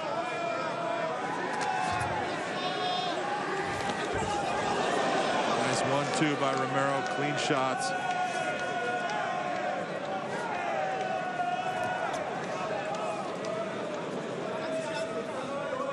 Just stalking his man.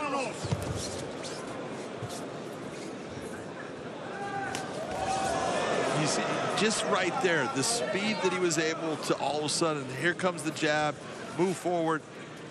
It's just a fast twitch muscle fiber. Wow! Oh. Left hand lands. Polizzi's being worn down here. He's there to be finished. It's almost like someone pulling the wings off a butterfly. That was just waiting there. Polizzi's still hurt. Still on wobbly legs. There's only 10 seconds remaining in this second round. Huge punch landed. Massive credit to Polizzi for staying on his feet now, for still being in there. And respect, I think, from Yoel Romero.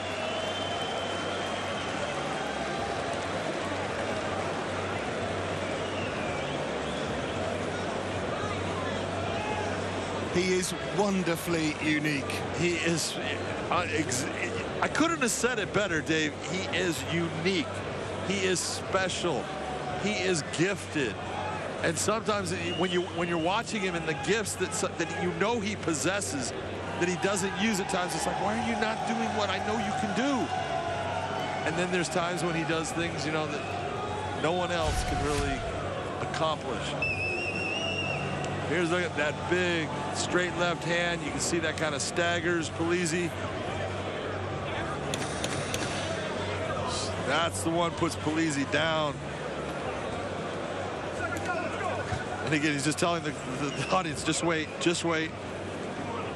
This guy, as far as power, speed, he's got it all. Definitely the soldier of God.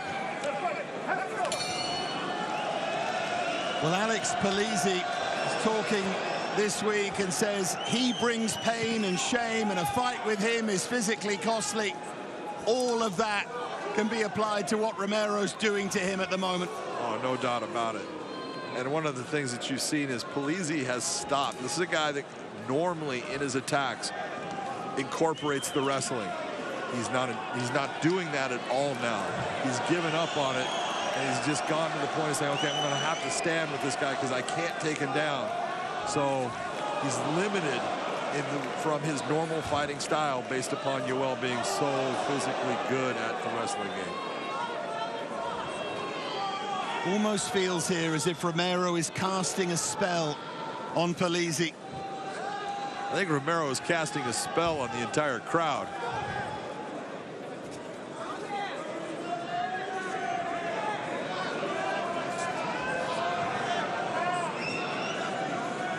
And he has brought so much uncertainty into Polizzi's mind. It almost feels as if Polizzi doesn't know what to do next. Yeah, you can't blame Polizzi for that. Just look right there. He actually got in fairly deep on the hip. Not even close. Nice body shot by Romero. And Polizzi's still trying. Giving it everything he has.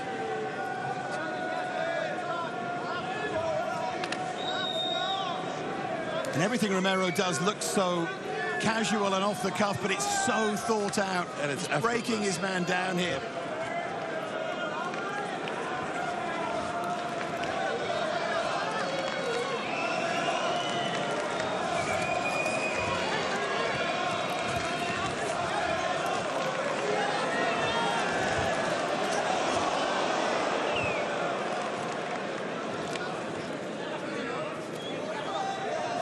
Wins, 11 of them by KO or TKO, Yoel Romero.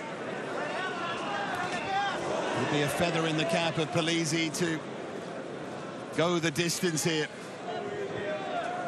He's breathing heavily now, the nose is busted, but he's showing great grit and determination. And he lands a shot of his own there.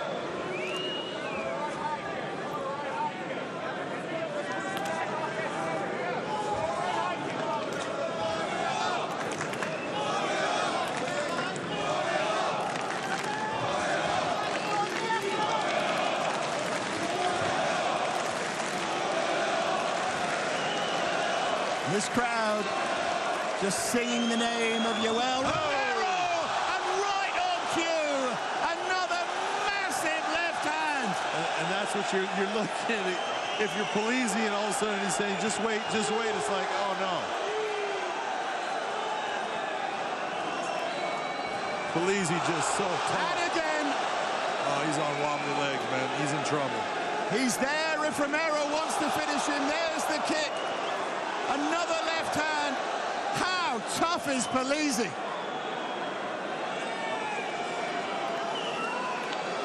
Polizzi is junkyard dog tough. There's no doubt about it. But right now, he's being outclassed by a guy that's just a superior fighter, superior athlete, fast, strong, just good everywhere.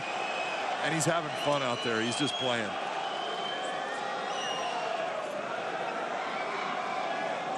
Just pure bravery and willpower that is keeping Pelesi in there. Well, there is not one fiber of quit in Alex Polizzi. We saw that in his prior fights. His last fight, like I said, being one of the best fights I've ever seen, based upon him being a guy that just will not quit, taking huge shots, coming back. We know what he's made of. It's just that right now he's just taking a whole lot of heavy shots from a guy that can hit like a truck, is fast, and is very difficult for Alex to touch. The crowd are willing Romero on here to come up with something special. There's that left hand again. He hasn't been able to miss with that all night long.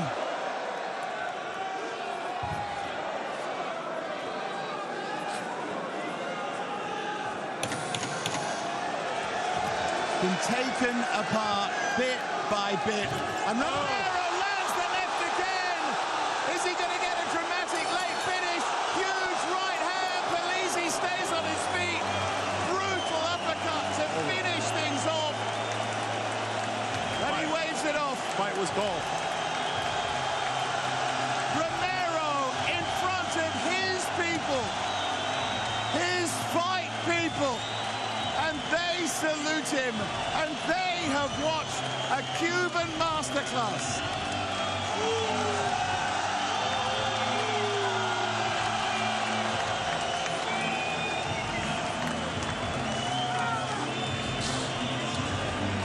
And he's come down to see John. Love you too, man. John gets the big hug. Yoel Romero.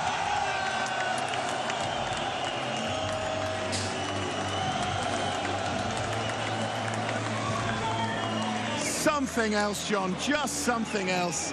Like I said, he has made us something that the rest of us are not. It's not fair. Look at the replay. Look at that. 1-2 shot. The left hand puts him down. And this is what I'm talking about. When he wants to, he can do this at any time. He just decides not to. I'll just stay out here and just do it. Look at that right hand. I mean, that is just a bomb. You're seeing referee Mike Beltran stopping the fight right there. Watch the 1-2. Down goes Polizzi.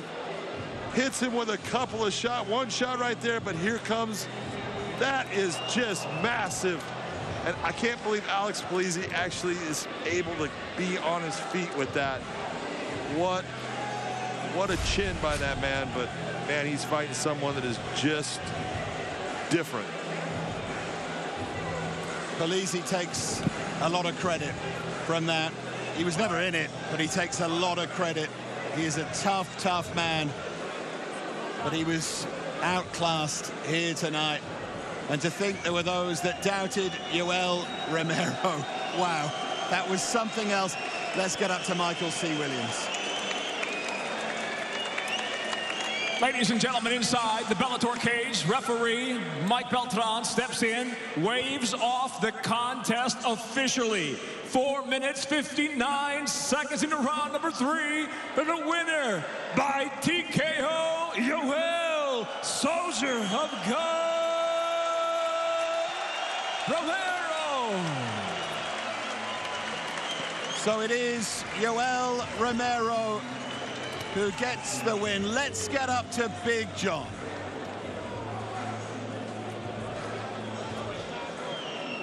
Ladies and gentlemen, I am here with the soldier of God, Yoel Romero. Yoel, you can do things that other people cannot. It's not fair. It's just not fair. How are you feeling here, getting your first win in the Bellator cage? Yoel, tú puedes hacer cosas que nadie en el mundo puede hacer. ¿Cómo se siente tu primera pelea ganada aquí en el cage de Bellator? Primeramente, gracias a todos los fanáticos de Bellator, gracias a todos los fanáticos de las artes marciales y gracias a París. First and foremost, I want to thank all of Bellator fans, all of the MMA fans, and thank you, Paris. At a certain point in this fight, it seemed like Yoel could just do whatever he wanted, when he wanted. And then at the end, he went after him like, okay, now I'm going to finish you. Why did he wait that long for that moment? En la pelea lucía como que tú podías hacer lo que tú querías con él, pero después al final escogiste castigarlo. ¿Por qué esperaste tanto para apretar ahí? Quería dar un mensaje y creo que lo hice. I wanted to deliver a message, and I think I did. There's no doubt that you delivered a message. Melvin Manhoef is standing right there. Melvin, I've been informed by President Scott Coker that your fight that was taken away because of your injury is now going to be put back together in Dublin, and you're going to face this man. What do you think after watching that performance? Before I want to say something, I want to excuse me for not being here. I got injured, so I apologize for all the fans who want to watch this fight. I'm sorry.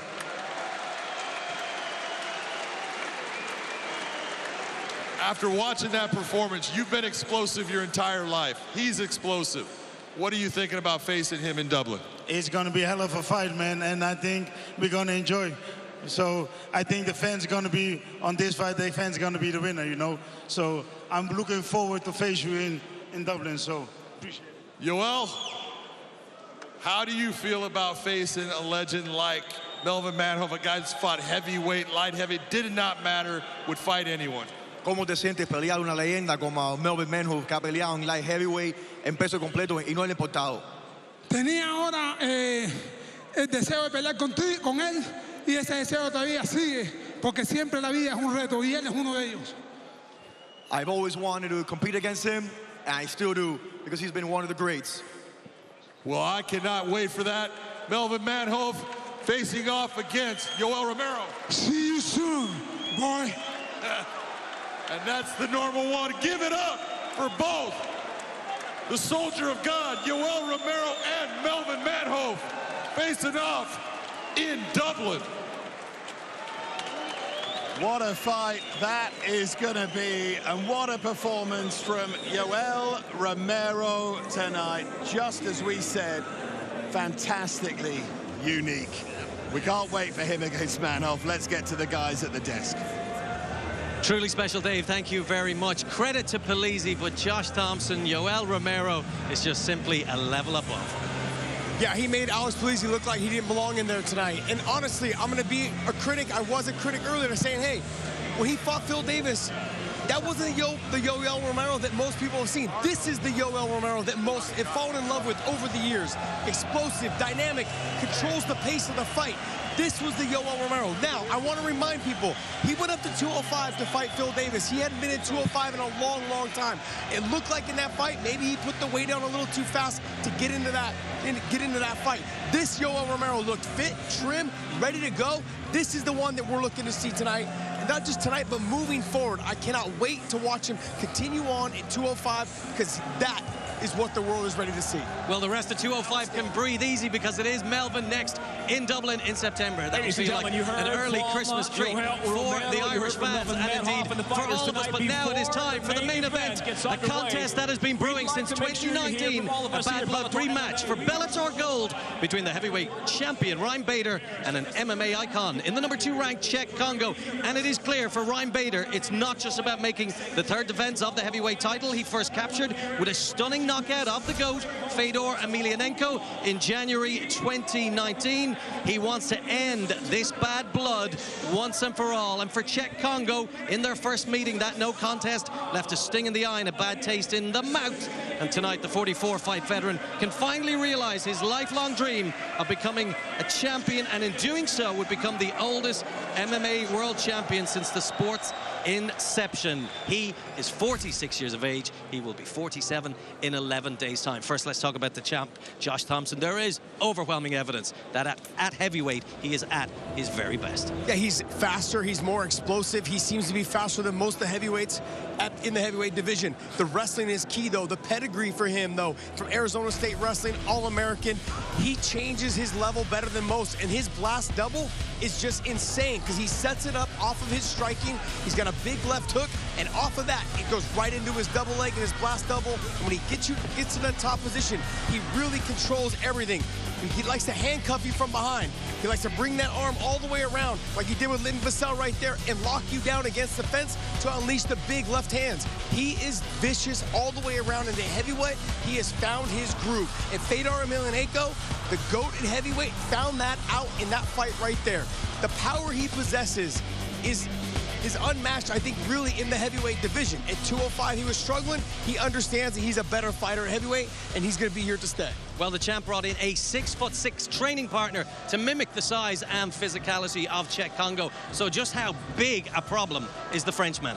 Czech Kongo's 100% a big problem because he's got one shot. He's got the power he possesses. That's all he needs is that one shot, though. Now, I do want to throw a little wrench in there, and I've said this, though. If he utilizes some wrestling and potentially gets Ryan Bader underneath him, the length of him and the size of Czech Kongo, it's just something that it's going to be really hard for him to mimic, that Ryan Bader could not have someone come in and mimic what he can do. On the feet, Czech Kongo is explosive. He's got power. He's really long.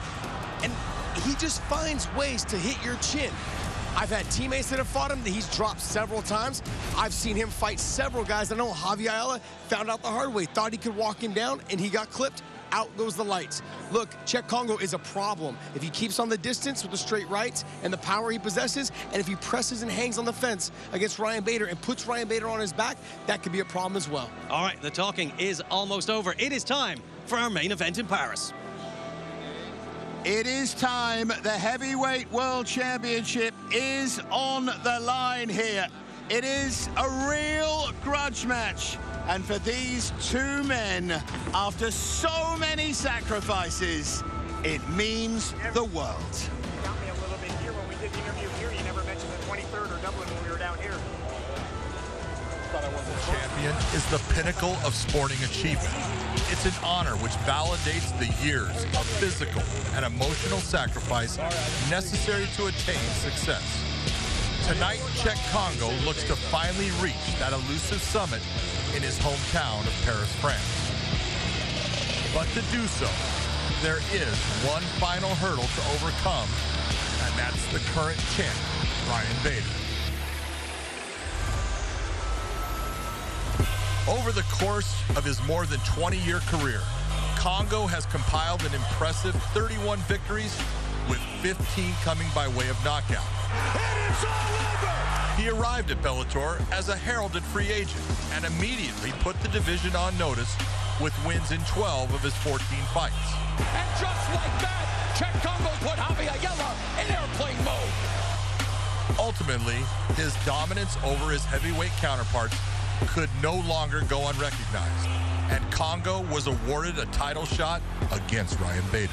In September of 2019, tension was already at an all-time high between Bader and Kongo.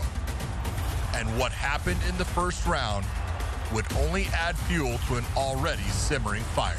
Stop time! As a time that's been called by Mike Beltran. An accidental and disputed eye poke from Bader meant Kongo could not continue in the fight, leading to a no contest and bad blood. The guys was a fucking shooter on the first mitt. I was beating his ass, and I did that on purpose so I can get out of there. No, I was 2 minutes away from finishing him, and he took the easy way out. Apologize. I fucking apologize. I poked him in the nose, and he goes like this, in his eye. So. Frustrated that his chance at gold may have disappeared, Kongo had no choice but to wait for another opportunity, should it ever arrive. In early 2020, MMA has finally become legalized in his home country of France. So who better to headline the first major event than the Frenchman himself? With the stage set, Kongo looked to make history on home soil, all while knowing that a win would earn him a chance to settle the score with Bader. But Tim Johnson had other ideas, upsetting Kongo in Paris and derailing his hopes for a championship rematch. A once-in-a-lifetime moment seemed to have passed Kongo by. But sometimes, in life's most difficult moments, comes a ray of hope. Johnson was later beaten by Valentin Moldavsky in an interim heavyweight title bout. And then Bader defended the title by beating Moldavsky. Oh, how sweet it is for Ryan Bader! An outcome that thrilled Kongo, thus opening the door to a grudge match with Bader and an opportunity to finally settle the score. Like I said, I was dominating every second of that fight.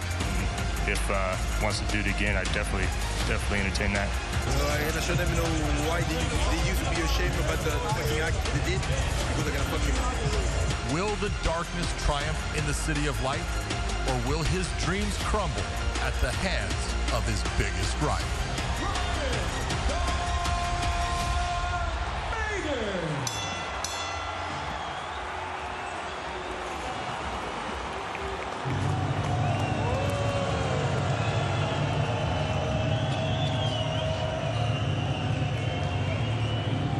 Set now to make his way to the cage, the challenger, Czech Kongo.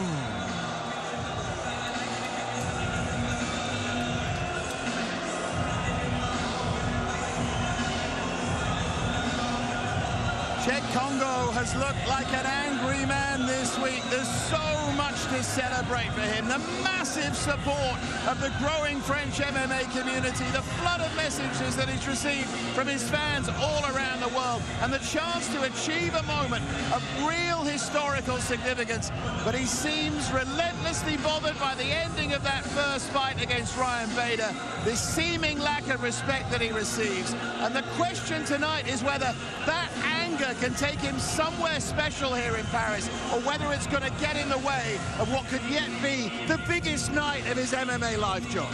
Well, he has to let all of the stuff from that first fight, just let it go.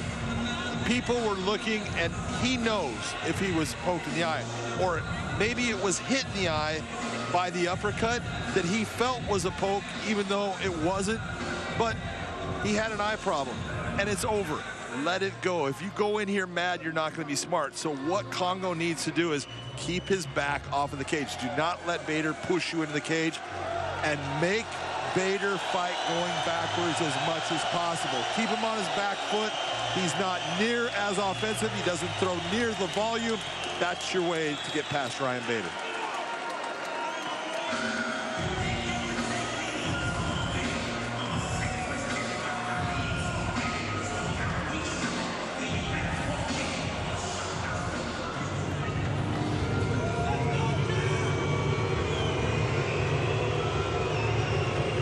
And now, the reigning Bellator Heavyweight World Champion, Ryan "Darth" Bader.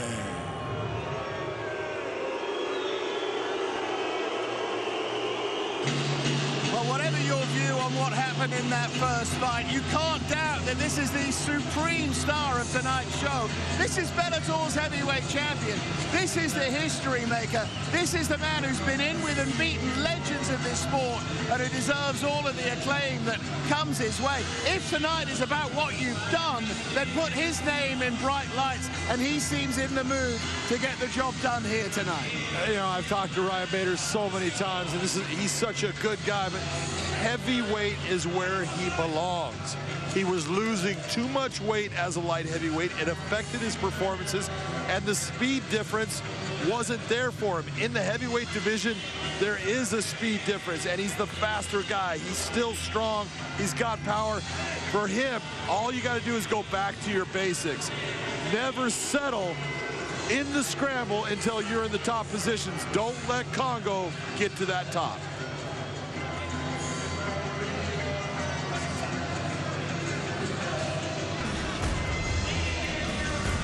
Here's the tail of the tape for the Heavyweight World Championship, and you want to take a look at that really significant reach difference. You think that's significant? That's 10 inches.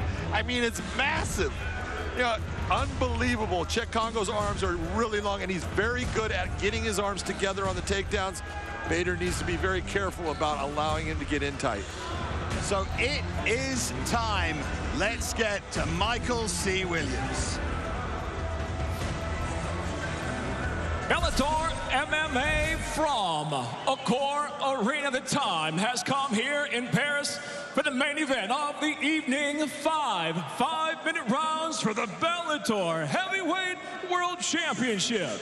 Sanctioned by the Mohegan Tribe Department of Athletic Regulation Chairman James Gessner. At cage size, supervising director Mike Mazzulli. And now, first introducing the blue corner. At 6'4", weighing in 241.4 pounds in his third attempt to capture Bellator gold. The veteran professional enters with 31 victories, 11 losses, 2 draws, fighting out of and proudly representing Paris, France, presenting the challenger, Kongo.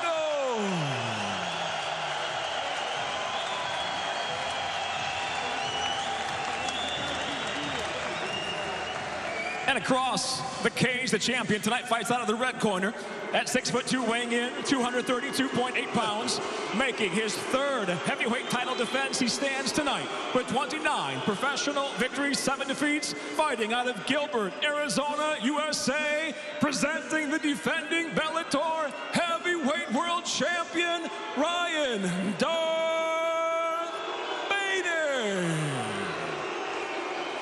And when the bell rings, the referee in charge, Jacob Montalvo. Come on, gentlemen. All right, gentlemen, we've been over the rules. Let's have a good, clean fight. Protect yourself at all times and follow my commands at all times. If you want to touch it up, let's do it now. Good luck.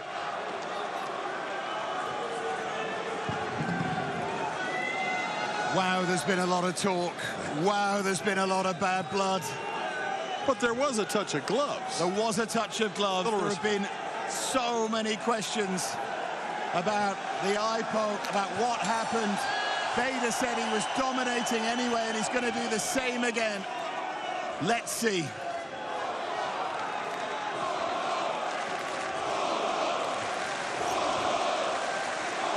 It's that left hand that was doing the damage for Vader in their first fight for as long as it lasted. You can hear this Parisian crowd, of course, behind Czech Kongo. The Czech is getting his back too close to that cage. This is what I'm talking about. He allows Bader to now get into him, and now he's got to work through this. In the middle, it's going to be much more difficult for Bader to get the takedown based upon the way he does. He's going to try to pull that leg out. You're going to see him reaching down towards the ankle. Czech needs to be able to stop that hand getting down and grabbing a hold of it. When he gets the opportunity, he needs to also use, there you go, good takedown by Bader, but use shots, use those elbows, use the punches in the openings. Well, I heard a lot of people say this week that Kongo's best chance was in the opening minute. That's gone. I know people are being a bit facetious, but it's a landmark to note. Well, what they're looking at is they're saying that Kongo is explosive. He's powerful. He's got a heavy punch, and he can knock anybody out. That's part of being a heavyweight, too. But Bader is a guy that, if he gets going, he gets better as the fight goes on. You don't want to let him get on track.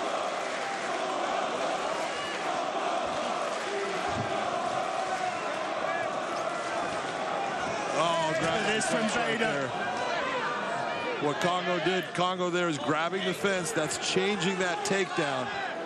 Jacob Montalvo, the referee, has to be very aware of what Kongo's doing. It's smart, it's cheating, and if you're not cheating, you're not trying.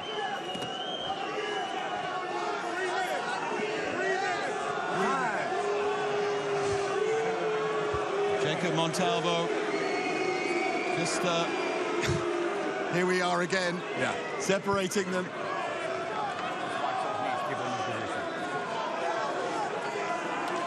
Take a look at a replay here, John. Not sure if that hit the groin area. It was difficult to see. Kind of looked like it was going up, but it may have been the shin that actually came in and touched. I don't think the knee did. You guys ready? Time and fight. So we reset and we go again. Well, I'm telling you right now, I think Jacob Montalvo looked at that replay and realized it did not hit because he put him back in the same position. And if you had a accidental foul, it would have started from, since Bader was the one that did it, it would have started from the standing position separated. And for that to happen in any fight, it had to be in this one, didn't it? Yeah. See Kongo there with those elbows, but Bader was landing those sneaky knees as well. Kongo's doing a great job of making Bader work hard here. You know, he's eating some shots like those knees to the thighs and everything, but he is making Bader work. He's not just giving these takedowns. That's super important. He's doing a great job of that.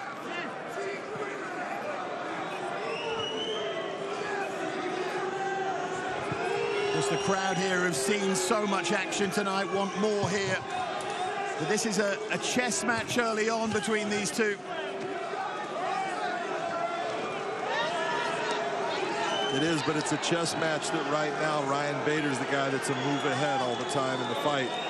Czech's going to have to figure out, and that hook, getting that hook in on that leg would really help Bader in keeping Kongo where he wants him to be. Bader openly talks about just what an advantage his cardio is, of course, at heavyweight. He can keep going all day, and he knows it.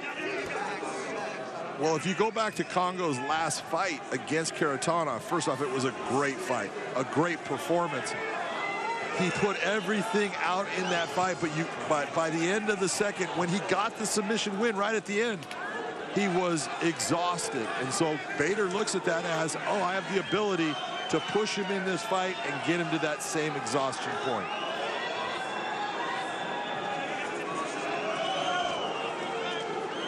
Bader doesn't mind doing this kind of work. No, Bader could live here doing this for 5 rounds. The problem is the crowd can't. And there he is driving him back. But again, watch Kongo. He needs to control. Bader loves to lace the legs, and that helps keep Kongo on the mat. But he hasn't been able to do it so far. You're seeing he's trying to get wrist control. Both fighters working really hard right now. Yeah, Trying to earn the right, both of them. I have to say, a cagey opening round here in Paris.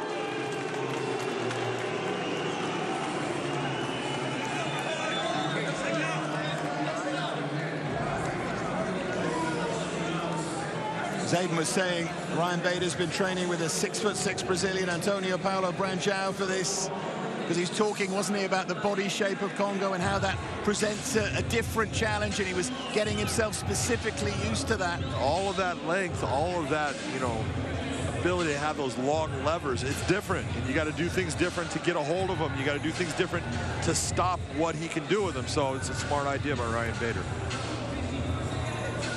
Czech Kongo said he couldn't prepare properly for that fight here in front of this great crowd tonight, but not then. The fight with Tim Johnson, he felt obliged to appear because it was here. He had a short camp. Again, it was something he wanted to put right tonight.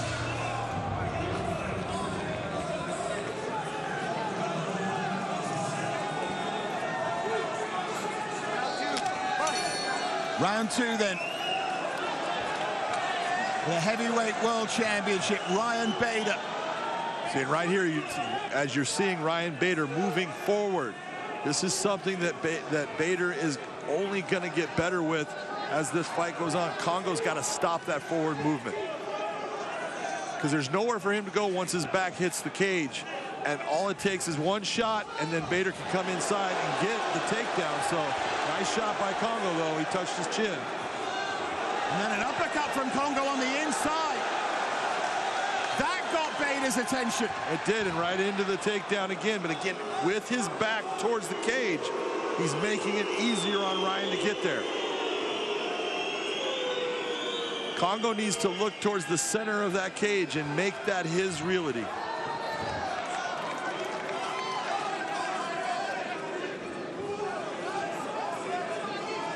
We're back in that territory where Bader loves to exist again.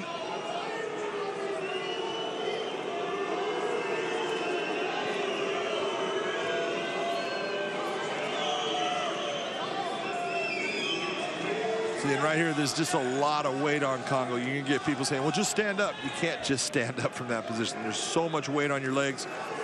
Bader's putting a ton of pressure. That's smart by Kongo. Any chance you get, rough him up as much as possible. Those elbows are great. Couple of elbows there from Kongo.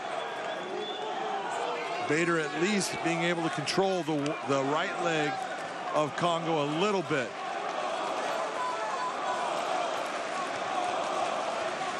How much can Kongo thrive off this crowd as well as they chant his name?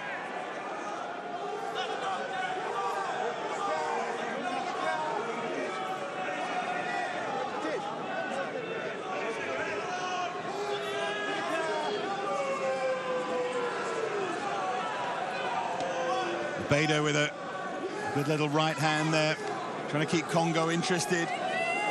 And if Bader could take his head, bring it off to the right side, he can use that as a lever to force Kongo back. It would take some strength, and he's going to have to straighten out his right leg to do it. But he has the ability to get it there.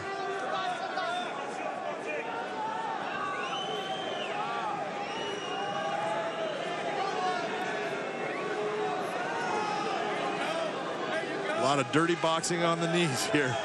Both guys landing shots. Bader now both showing so much grit and determination. But the key thing right here is Bader has his hands clasped around the waist of Kongo, meaning that he can elevate Kongo and bring him down to the cage. That's why Kongo is not just standing up right now. He knows where those hands are at.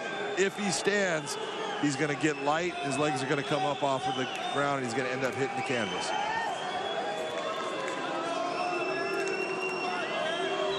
Keeps using those knees to the thighs, done that throughout Ryan Bader. Of course, the crowd don't like any of this. You know, this is MMA. Sometimes it's flashy and brilliant and explosive. Sometimes it's a grind.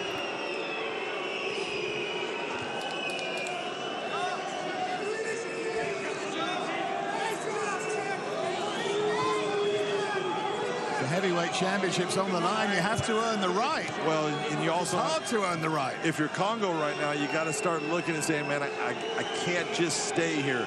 I'm going to have to do something because the rounds are starting to slip by. And again, every time he tries to do something, there's Bader to rip his legs back out and put him in the same position.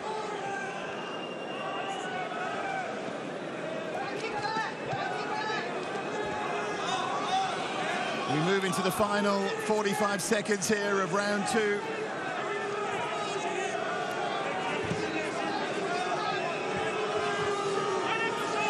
Still the crowd just waiting to be entertained, aren't they? They're waiting for that moment. The moment that their hero does something that they like. We'll see if it happens. So far, Kongo spent much of this fight in a really awkward position. Massive experience, of course.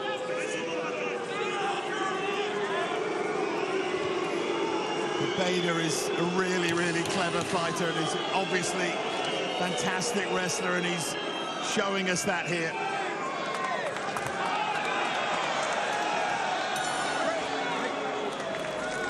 It's a war of attrition, this, John. It is a war of attrition, but that's part. Sometimes that's your game plan in the fight. Is I'm going to work you and I'm going to make you work past that comfort zone for so many rounds, and then I'm going to start pouring it on.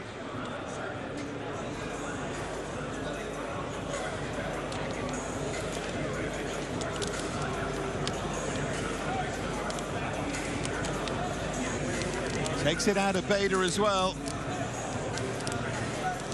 And that cardio is going to come into it more and more in this kind of fight. That durability. Well, one of the things I do when I sit here is take a look at the diaphragm of Kongo, take a look at the diaphragm of Bader, and it kind of gives you an idea of where their heart rates are at. And right now, Kongo's heart rate is higher than Ryan Bader's, and that's exactly what Ryan Bader's been working for. It's not that Kongo, can't go on. It's just that he's starting off this round at a little bit higher heart rate. I wish we had a monitor.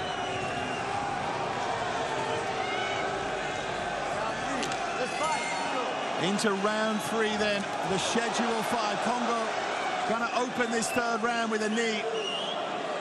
See, and he did the right thing right at the beginning, trying to hold that ground, and then immediately started going backwards. He cannot go backwards against Bader.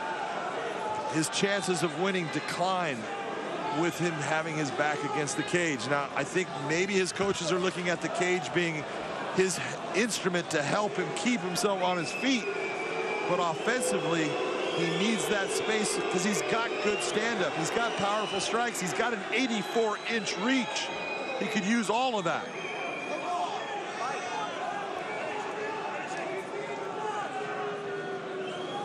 Then there, Kongo talking to the referee. Bader got his head into a good position there and drives Kongo down. Drove right into him, got the hands clasped, picked his legs up, brought him down. We'll see what he can do, or if he can keep him down, because Kongo's been doing a great job of at least getting himself up to his knees. You see Bader trying to ride up his legs.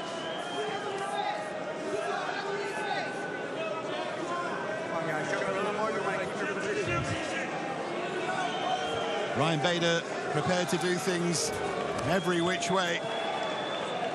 12 wins by knockout and TKO, 3 by submission, 14 by decision. Good heavy hips by Kongo. You saw Bader trying to pull him off of the cage.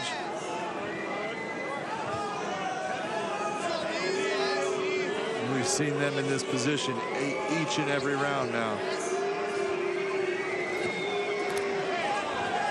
Yeah, it's Groundhog Day a little bit, but Bader trying to change that.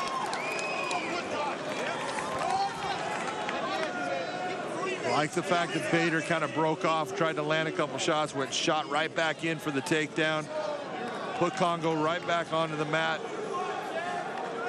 And he's continued to do that.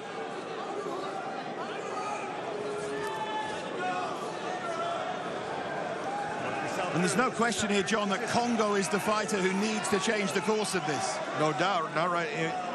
Let's be honest, you've got 2 rounds down. There's no way that those 2 rounds went to Kongo. So you've got Ryan Bader up. This is the third round. You don't win this one, well, you're probably not winning it by decision. You can still win the fight, obviously, by a submission or knockout. But your odds of winning it are going down.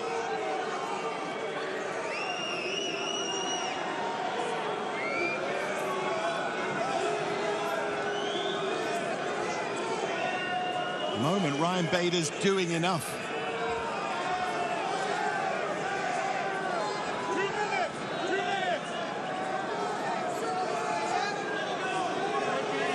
Talked about his keys to victory, and he's utilizing those.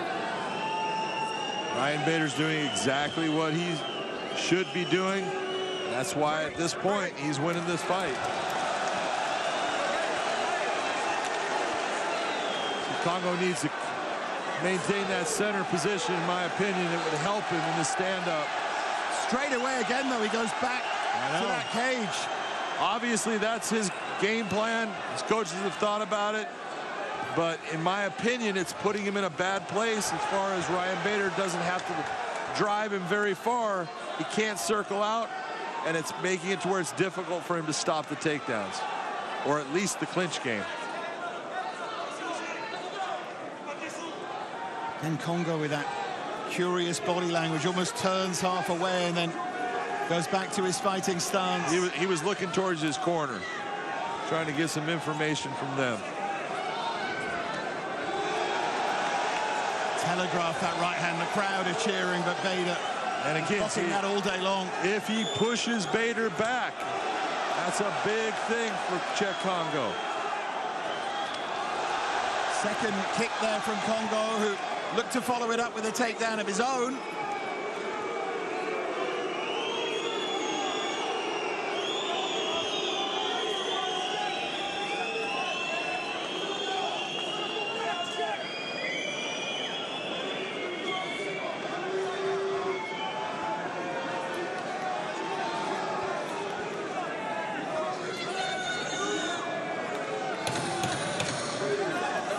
Final 10 seconds of the third round, and you have to say that Ryan Bader's stretching his lead here, John.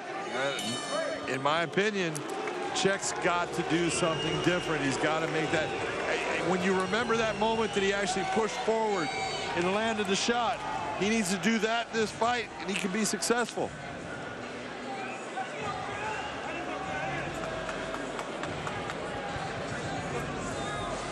Let's take a look back at some of the action from that third round, John.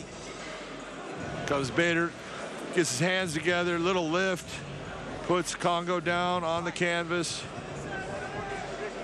Then lands this. I thought that was a great moment for him when he decided to break away, land a couple of shots, then right away takes him right back down.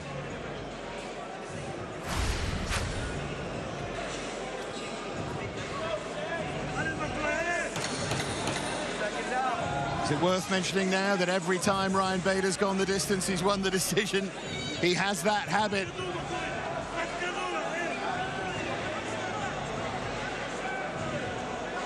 Just a problem here with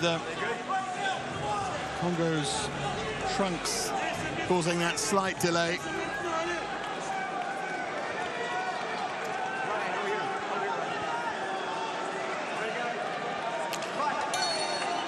Penultimate round. The champion Bader on top, doing enough.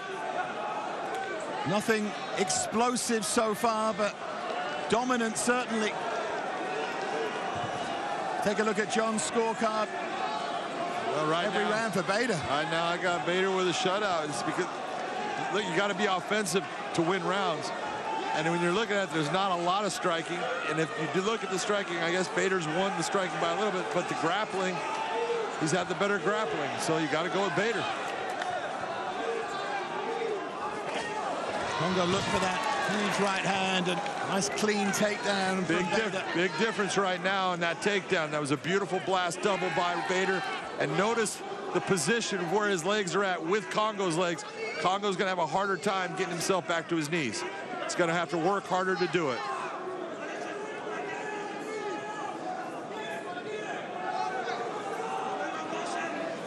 Bader wants, you see Kongo with his right arm controlling the right arm of Bader. Bader wants to use that right arm to grab the wrist area of Kongo on his left hand to take it away so he can't post, and it's going to force his back to the canvas.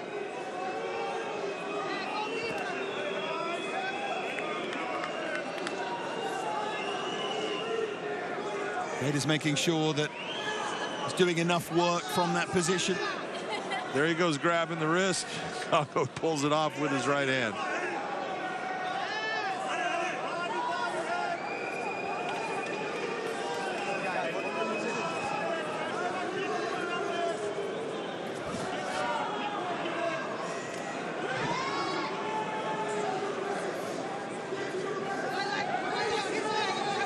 The champion will do this all day long if he wants to.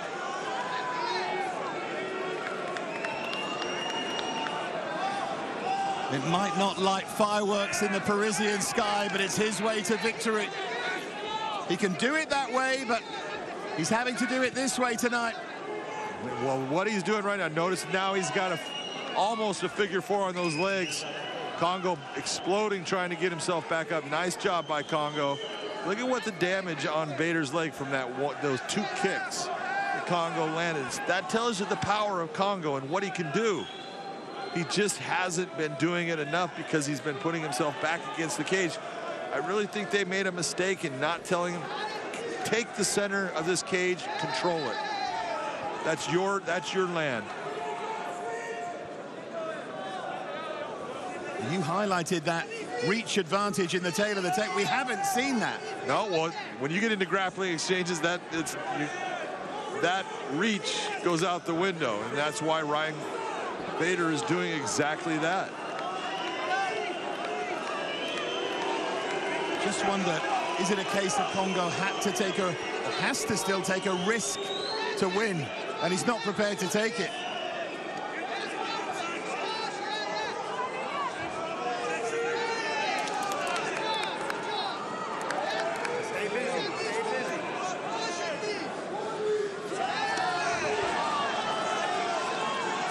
Bader still driving him back against that cage.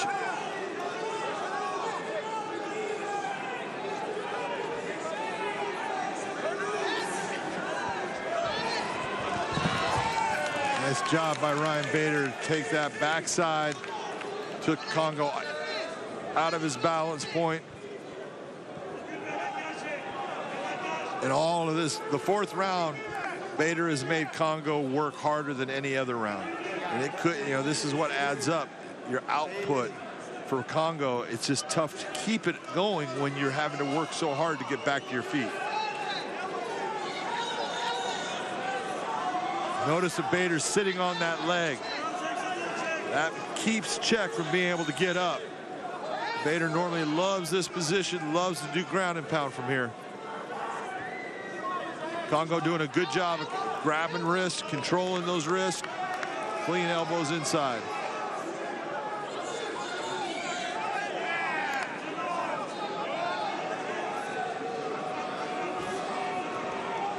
Well, we're moving towards our fifth and final round here.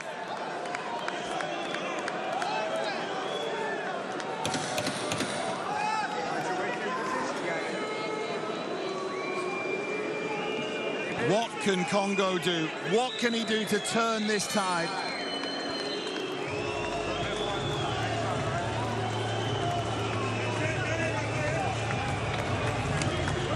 What are his keys to victory now, Czech Kongo then, John? Yeah, look, my idea for, Czech at this point, you've got to go in the center of that cage.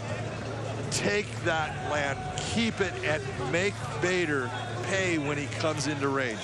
You've got that 10-inch reach advantage. You've got to use it, and you've got to open up with strikes. Get rid of the grappling part as far as offensive. Obviously, be defensive. What you're seeing right here, and this is why I said you got to be defensive because you got to keep yourself from being on your back like we're seeing right here. But Czech has proved time and time again in this fight he can't stop the takedowns of Ryan Bader. He's not being hurt by anything Bader's doing. Bader hasn't hit him with any big shots that have really hurt him or anything like that. The wrestling has been the difference in that Ryan Bader is just a better wrestler at this point.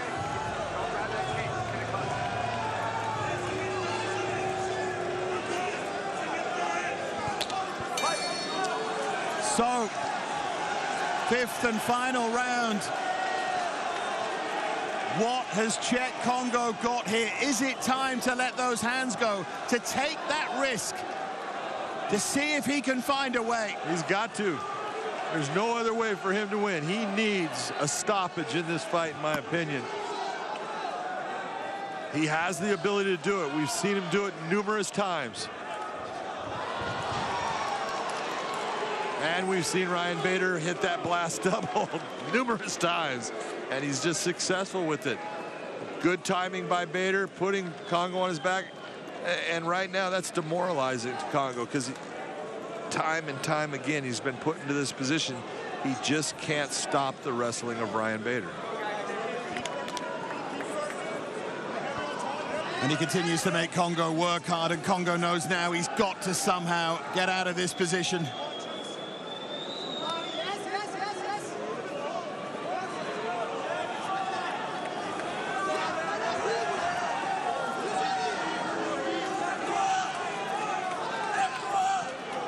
Back to where we've been, John. Throughout this entire fight.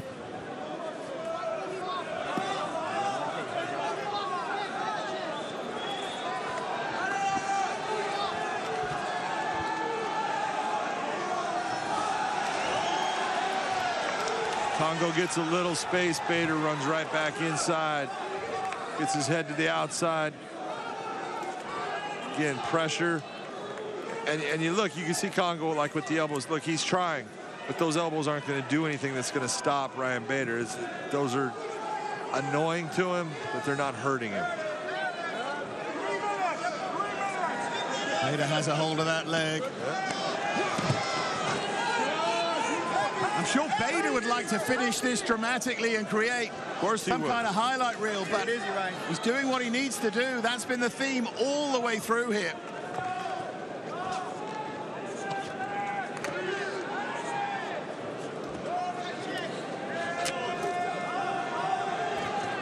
And you know, to use the old boxing analogy, John, if you're going to come and take the title off the champion, you've got to rip it off him. Bader's the one in possession. He can do this.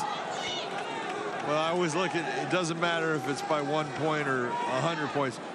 If you win the fight, you win the fight. But you're going to have to do more to get that belt off of Ryan Bader than try to out-wrestle him. Kongo has the power to hurt Bader in the stand-up. He just hasn't been in the position to be able to make that work.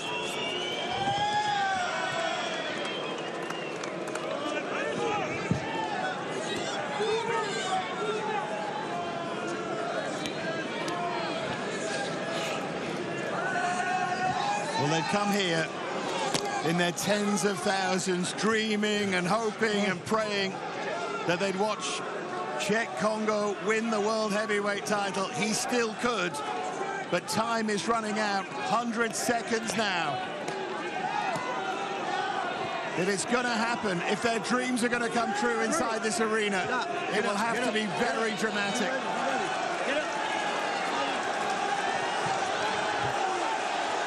Stands them up, which gives Kongo a final chance to let his hands go. It gives him an opportunity. There he goes, Kongo. They're on their feet here.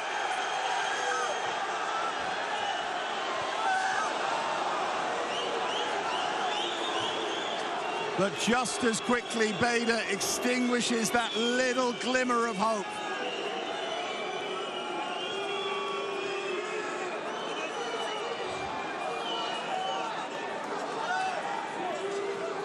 Throughout this fight, Czech Kongo has done a great job of limiting the damage that he's absorbed throughout the fight. He just wasn't able to do something offensively to make Bader absorb damage.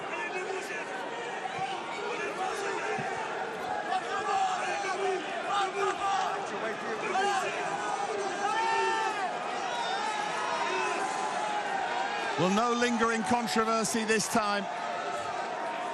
No debate to be settled this time. The champion doing his job here against Czech Kongo, doing just enough. That has been the theme of these 25 minutes. They're booing here, but this is Bader. And Bader gets the job done. Relief there from Daisy, who's traveled with a group of 10 friends, Ryan's wife, to Paris. They're going to enjoy themselves this following week. They're going to stay and do some sightseeing, and surely they're going to enjoy themselves with him holding on to this title, John. There's no argument here at all. It never caught fire, but it was a good professional job by Bader. Look, if you're Ryan Bader, you're looking at how do I get past a guy like Czech Kongo? Well, I out-wrestle him, and that's what he did. He out-wrestled him. You know, he wasn't able to hurt him. He wasn't able to do any real damage. Kongo was obviously in great shape because he was able to stay with the pace of Bader throughout the entire time. It's just that he wasn't able to out-wrestle him and get to the top position. I mean, if you remember my keys to victory, don't allow Kongo to get to that top position, and he never did. Now they come together. There is some respect. Yeah, there is a handshake. That's good to see. Let's take a look at some of the action here, John. Well, this was what we saw time and time again. That blast double. That was Ryan Bader throughout this fight. Here he hits the single leg, puts Czech on his back, and you see Czech trying to move towards the cage to help him wall walk to get back to his feet. When Czech had the opportunities to open up, Bader would just hit that blast double time and time again, putting him down. You can see the frustration just in that moment. You saw the blow out of the air by Kongo. It's frustrating when you continually get taken down by a man and you can't stop what he's doing. Well, we're ready. Kongo showing respect there to Ryan Bader's team. Feels like it's gonna be a formality here. But we can get up now to Michael C. Williams for the scores. Ladies and gentlemen, for the official decision, we go to your judges at cage side. All three, Brian Miner, Sal D'Amato, David Torelli, have it exactly the same at 50-45. I'll have it for the winner by unanimous decision. And still, Bellator Heavyweight World Champion, Ryan Darth Bader. It's not the result that this crowd wanted, but Ryan Bader, supremely professional, watched by his loved ones here. We will hear from him now. He's ready there with Big John. I'm here with Ryan Bader. Ryan, wrestling was the difference in this fight. You made it a wrestling match. He was unable to stop your takedowns. Was that the game plan coming in? Yeah, a little bit, you know. First and foremost, man, wrestling right there. You know, get your kids into wrestling, youth wrestling. That's how we came up. If you want to fight MMA, wrestling's the key. But yeah, I mean, I didn't want the fight to go like that. You know, I wanted to finish. To be honest, I felt like shit the first round. Stomach thing and no excuses at all, but I'm like, wow, I got to grind this one out, and kind of uneventful fight. Didn't want to go that way, but, you know, I got the win. During that time that you were taking him to the ground repeatedly, he did have good wrist control that seemed to give you some problems throughout the fight. Yeah, he did. You know, he's tough there. He's long, and the first fight, I was kind of having troubles too. And we brought in Antonio over here, called him the Mountain, and he was giving me that same look. And I'm like, he was doing the same thing, but I'm like, I was figuring I can get it and get my, you know, little handcuff, but he's a big body, he's strong, he's a veteran, he knows what he's doing, so I couldn't get it. You are the man, you have that belt. Who should get an opportunity at getting that belt next? You know who looks great lately? Lynn Vassell, rematch. He came up to heavyweight, came into his own, he's rolling through people, so let's run that one back. Sounds like a great matchup to me, the big swarm. Ladies and gentlemen, give it up for still the heavyweight champion of the world, Ryan Darth Bader. This Parisian crowd so desperately wanted it to be Czech Kongo's night, but in the end, it was Ryan Bader's night in Paris. Back to you, Abe.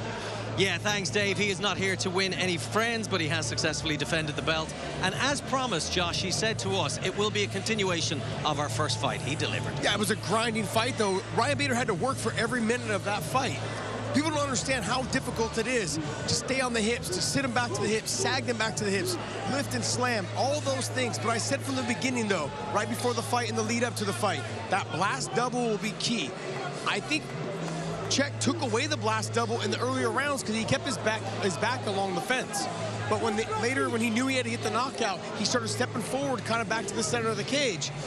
And Ryan Bader was able to hit it right to his back, top position, did some work. But Czech Kongo looked phenomenal tonight. Look, I know it wasn't the result that most people were expecting or the fans weren't expecting. But to be honest, he was grinding out there. It's hard. When you're dealing with a wrestler, it's hard to teach a grown man how to wrestle, and that's something that us wrestlers say. When I started wrestling as a young child, I was thinking to myself, none of these guys can stop me, okay? Because when you're wrestling, when you're fighting against guys that have never wrestled before, okay? If you and I were to wrestle, it'd be hard for someone to teach you. Czech Kongo is going to go down in history as one of the best heavyweight strikers in the world, okay? But the wrestling is where he's always lacked, and that's where he's had some issues. But he can wrestle, though, when he's in the top position. He had trouble with Ryan Bader tonight. There's one thing for sure we are never going to do, and that is wrestle. Unless it's in those sumo suits or something. Hey, Josh, before we wrap it up here in Paris tonight, what does a night like this of MMA, Bellator MMA in the French capital, for only the second time ever in this country, what does it do for the sport here? It was a sold-out arena tonight. The crowd was electric from them. They came in the first prelim. They were already in their seats when this first prelim hit off. It was absolutely amazing. The first two fights delivered because the crowd was in here. It was an outstanding performance by all the young fighters in the prelims. Great job tonight. Can't wait to come back to France. Indeed, and we've seen some stars break out tonight, and we will see again. All right, before we say goodbye, here's where you can see more Bellator action coming your way. You can rewatch Bellator in its entirety tonight and this weekend thanks to Showtime and Showtime Extreme. Check your listings for replays of Bellator MMA. We'll see you next Friday when Bellator returns to London, England. Hometown highlight reel Michael Venom Page goes toe-to-toe with All-American wrestler Logan the Storm Storley for the interim welterweight title. Next Friday, 4 p.m. Eastern, 1 p.m. Pacific, only on Showtime. Well, it's been a pulsating night in Paris from me, Aidan Power, and the two-time champion wrestler, Josh Thompson. It's good night. Let's send it back to Dave Farrow one final time. Thanks very much indeed, Aidan. What a night here in Paris, this wonderfully iconic city at the Accor Arena. And we started with Gregory Vaven. Stunning round one stoppage of Mike Shipman, and then Lorenz Larkin had far too much for Kyle Stewart. Big statement win that for Larkin. Then it was the Normand Davy Gallant, a round two win against Benjamin Brander. Yoel Romero was just stunning, just casually stunning against Alex Polizzi. Got that late stoppage. And then to round things off in front of this wonderful capacity crowd, it was a dominant display from the heavyweight champ, Ryan Bader. Just didn't give Czech Kongo a chance to do what he does best. It's Bader's night in Paris, all right. It may not have thrilled us, but my goodness me, the plot intrigued us. Bader is a fine champion. What a night we had in Paris all the way through. From all of us, a very good night.